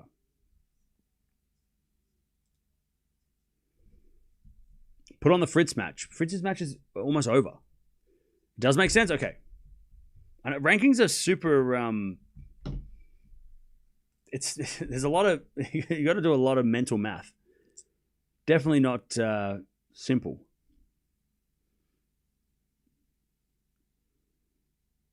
So Alex is seeded for Wimbledon. She should be. Not officially, but she should be. Because if I go look at Wikipedia, which is a very sketchy source of information, but we're going to look at it anyway. If I go look at the seeds for Wimbledon as of Wikipedia, which is pretty update, 32nd seed, Alex Eala. And like I said, there's only two players that can knock her out. And that's Bartunkova and Parry. Bartunkova has to win Berlin. She has to beat Mertens. She has to beat Sabalenka. She has to beat Mukova, Pegula, and Raducanu or Gauff, right? Or Svitolina. Parry has to beat Noskova, and then Coco, and then Raducanu or Svitolina, and then the title. So, like, the chances of the wild card Bartunkova and the qualifier Parry winning this tournament, considering how stacked it is, are very slim. So, unless they have the week of their life, then Eala should be seeded 32. So, yeah. So, if you're an Eala fan and you're worried about her seed, focus on Bartunkova and Parry this week. Those are the two players that could take her spot. Focus on their results. They're the two players you should be looking at. When they lose, or if they lose, then it's better for Eala. If they win, get nervous. But that's what I'd be. If you're an Eala fan worried about her seed at Wimbledon, those are the two players you should be focusing on this week. And obviously focusing on Eala tomorrow, because if she wins tomorrow, it's still in her hands, right? I mean, if she wins tomorrow, she locks it in probably. So if Bartunkova or Parry wins Wimbledon and Eala loses to Raducanu. Yeah, if Eala loses to Raducanu, remember that as well. Eala loses to Raducanu, yes. So Eala, it's still in her hands. Bartunkova won. Yeah, but that was yesterday, right? Or did she just beat... Oh, did Bartunkova just beat Mertens? Is that what you're saying? Was she playing right now? I missed that. Did Bartunkova beat... Oh, she did. Ooh, okay, yeah. So Bartunkova is the threat for Eala. So watch out for Bartunkova. She's the one that you need to be worried about, because if she... So Bartunkova is going to take on Sabalenka or Alexandrova. Interesting. Yeah, so Bartunkova literally just won. Yeah, so Bartunkova is the one you got to watch out for, but she's still got to beat Sabalenka potentially, and then Pegula or Mukova or Keys. So Bartunkova's road is still not, but Bartunkova's got, if she wins 3 more matches, she'll take the seed, unless Eala wins tomorrow. Again, we'll keep tracking it this week, but at the moment, Eala's in the 32nd spot. She has the 32nd seed at the moment.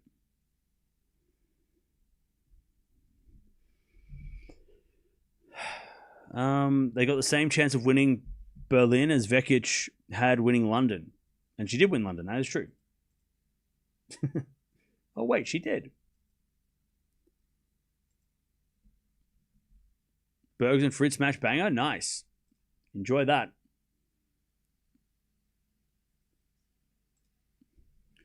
Eastbourne doesn't count anymore towards Wimbledon seedings. No, it doesn't. Eastbourne doesn't count towards Wimbledon seedings. No. It does not.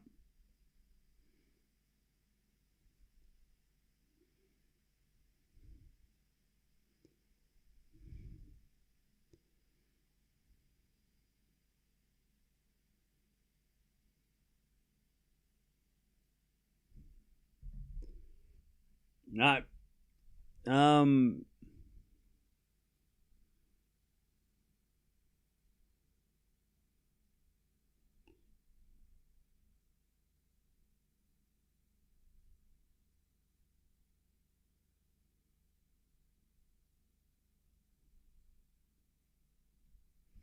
All right.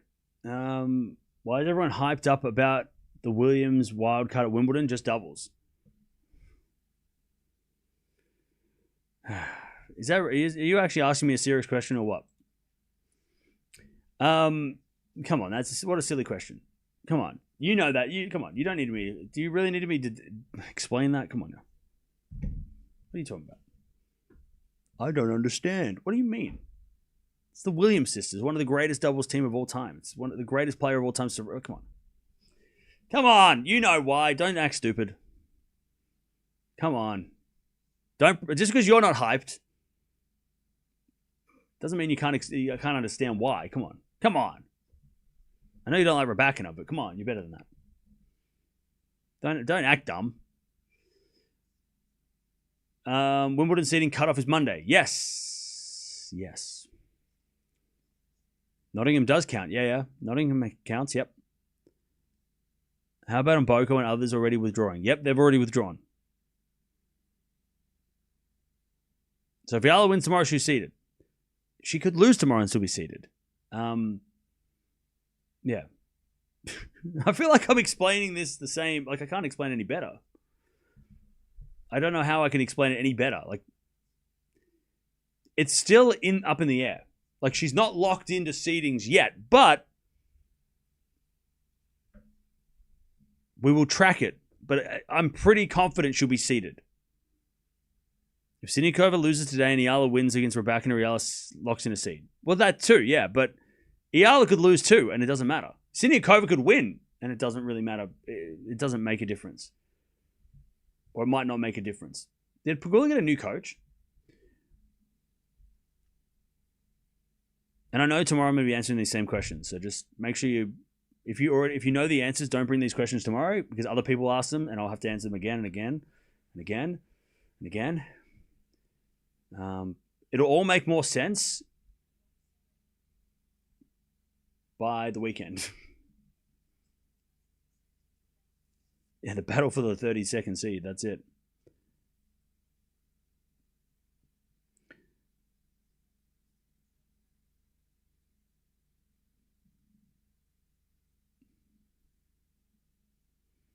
I feel like we haven't watched Pegula for a long time. When was the last time we watched Pegula?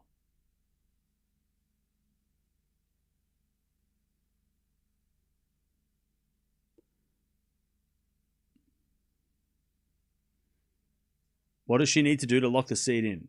I've already answered this question like 100 times. Just rewind the stream for like an hour or 30 minutes and you'll know. I've explained it already. You just got here late. Just rewind the stream like 30 minutes and I went through all the situations multiple times. You'll know, just rewind. I saw Serena live at Berlin. Oh, nice. Full circle moment. That's crazy. That's so much fun. Got to see Serena in the flesh. That's awesome.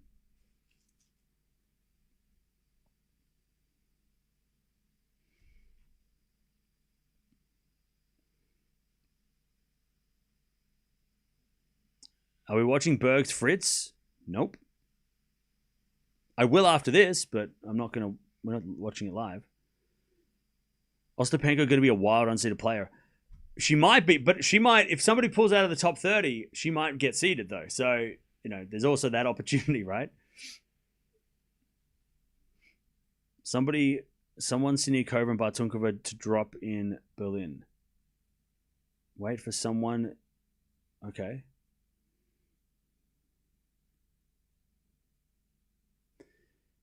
I'm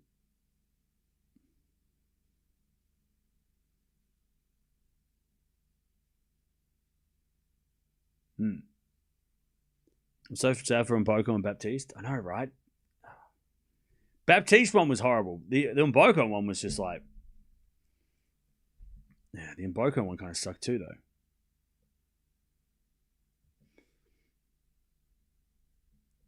Mboko one was just so annoying. The way that it happened, it was like... The Baptiste one was just really sad because she was on the rise. And it was just a freak accident, whereas the one that Mboko slipping on the grass was just annoying. Like, I'm so annoyed for her. Like, that is such a... it just feels like such a stupid injury. Whereas the Mboko... the Baptiste injury, like, that could have happened on any court. It could have happened. It wasn't because she fell over. She, like, just hit like a, like a, just a forehand, like, that could have happened on a hard court, on a grass court. Like, it was just, unlucky. Like, very, very unfortunate. Like, very unfortunate. But the Mboko one, I felt like that was preventable. And that's what was so annoying. Because it just seemed like the Mboko one, it could have easily been, if the grass wasn't slippery, or whatever, like, the Baptiste one was just a freak accident, and she didn't do it. No, it was nobody's fault. You can't blame anything for that. You'd be like, well, she just hit a twisting forehand and just the knee went the wrong way, unlucky. Whereas the Mboko one, that's going to bug me. Hopefully she comes back after Wimbledon. It's not serious, but that one really was really disappointing. Fritz is up a break in the third. Let's go. I tell you, Pegula's hitting some great shots. Rebecca hasn't looked good recently, so I think Eala could cause the upset. Okay.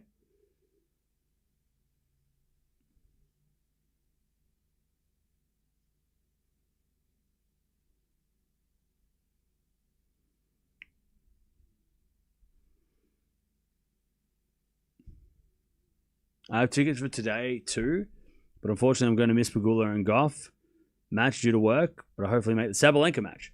Well, Sabalenka, if you're gonna watch any of those three, Sabalenka's the one, right? Like, Sabalenka's the number one, so it sucks you don't get to watch all of them, but you want to watch, at least you get to watch the best player on the planet. Alexandra Eala is no joke. It's going to be a tough matchup.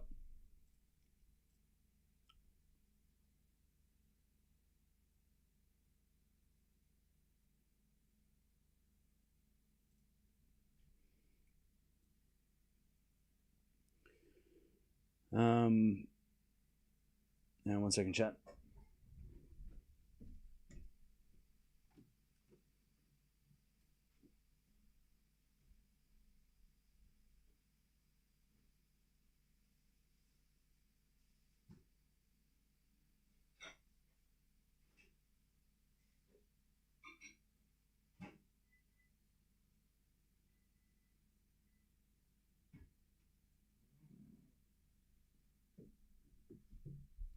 Hello.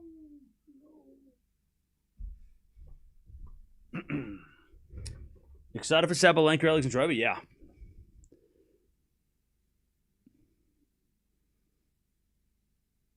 Rebecca wins tomorrow? Okay.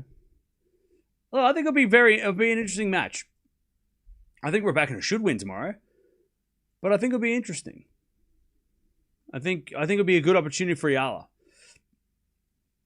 Like I said many, many times in the stream, the only bad thing that could come from it for Eala is if Eala gets beaten badly. Like, if it's 11-1 or 1-1, and Eala doesn't really have much, but even then, even if it is, it's like, well, okay, we can, then it's a great opportunity for Eala to figure out where she falls, right? And we know that she just played Raducanu and Raducanu won, but she was actually surprisingly good. And I think a lot of people were shocked that Raducanu and Eala's match was closer than some of the other matches that Raducanu played in Rome. But yeah, I don't think it's really a nothing to lose match for Eala, because she's not expected to win. She's playing arguably the favorite for Wimbledon, so she'll get a chance to play the best player on the grass in a lot of people's opinions, right? And test herself against literally the best player at that tournament that she's going to be playing in a week. So she's not on a losing streak. She's won a title. She doesn't need to worry about form. She's in form, right? She just beat Vekic. So yeah, I think it's a pretty good time to play Raducanu right now for her. Good test. If she loses, she's still got next week. If she wins, ridiculously crazy, but best win ever. But yeah, I don't think she's got nothing to lose. And she won't lose confidence if she loses, because again, she just beat Vekic, which was a great win after what Vekic did last week. Hey, Lucas, thank you for the 31 months. Thanks for coming back. Not sure why I had to renew. I don't know. YouTube's been weird like that.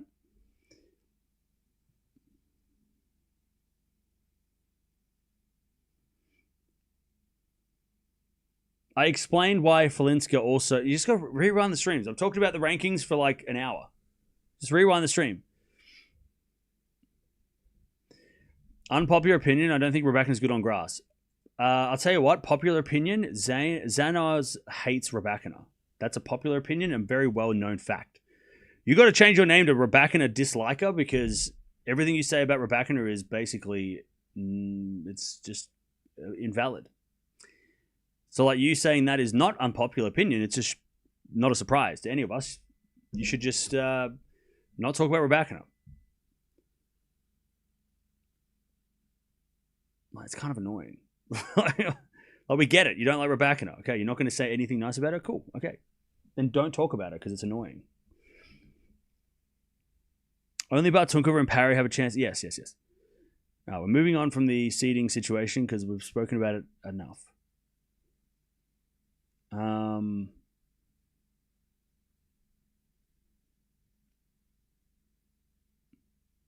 Yeah, see, look, you win Wimbledon once and you're not good on grass. Okay.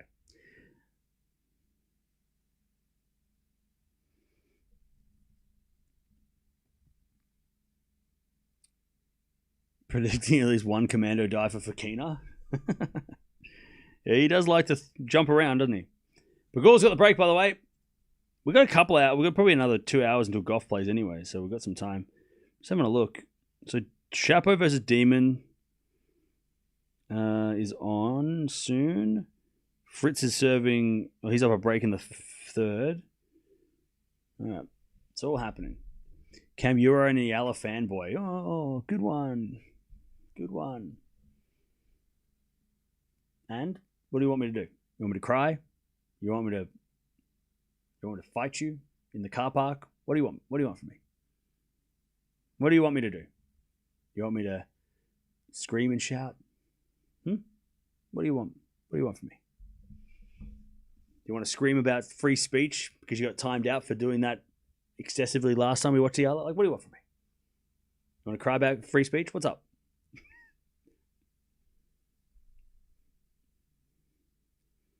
I can be a ref. We won't need a ref. We'll be over in a minute.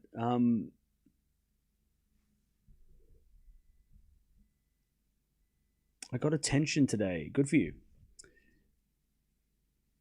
Cover the Tiafoe match? No, we're going to watch Gauff.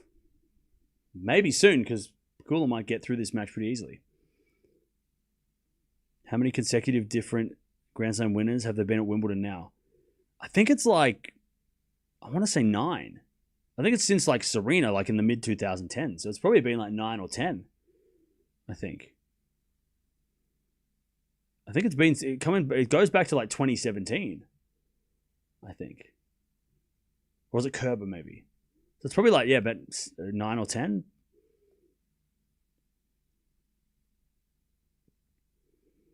It would be interesting if Eala could take a set off her back. Oh, yeah. Even if she forces a tiebreak, you know, like something like that, you know.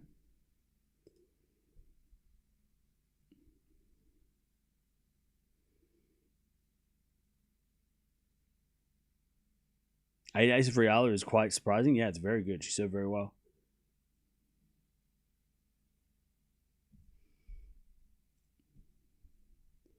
Will they put Eala match on in the morning and evening? They're going to put Eala's match on first thing tomorrow. Trust me, chat. I know schedules. Eala versus Raducanu will be the first match tomorrow morning. Because schedule. Trust. I know schedules. I'm the king of schedules.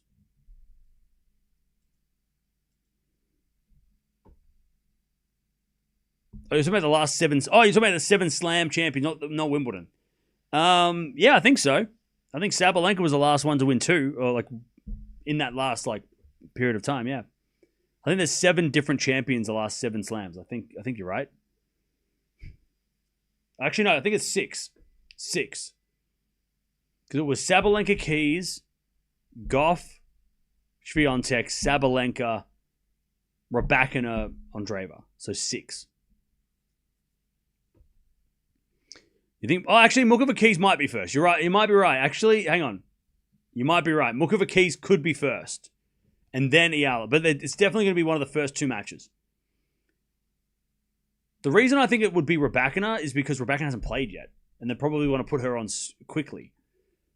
But you're right. It might be Keys versus Mukovacic because they didn't play today. They didn't play today either. Maybe. But then it depends. Who else is going to play tomorrow?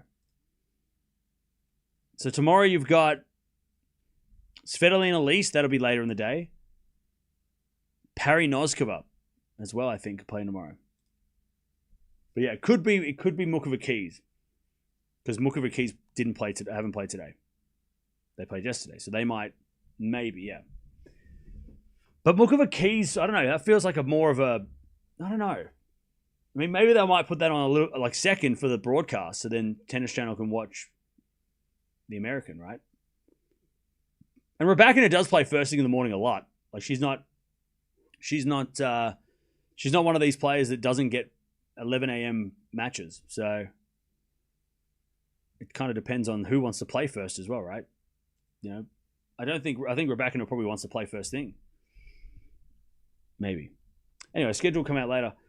But I'm going to send you over to the next match, which is Coco versus Barossa, which is going to be interesting. See how Coco looks on the grass because we haven't seen her. She didn't play grass last week. She did play a doubles match with Pegula, though. So, thanks, Dutchie, yeah. Dutchie's working on it, guys. Leave Dutchie alone to work on the schedule. But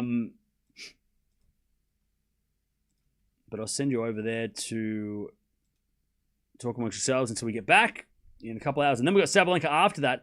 And there's a bunch of other matches happening as well. We'll see how the schedule plays out. But she gets the win. Eala gets the win in straights.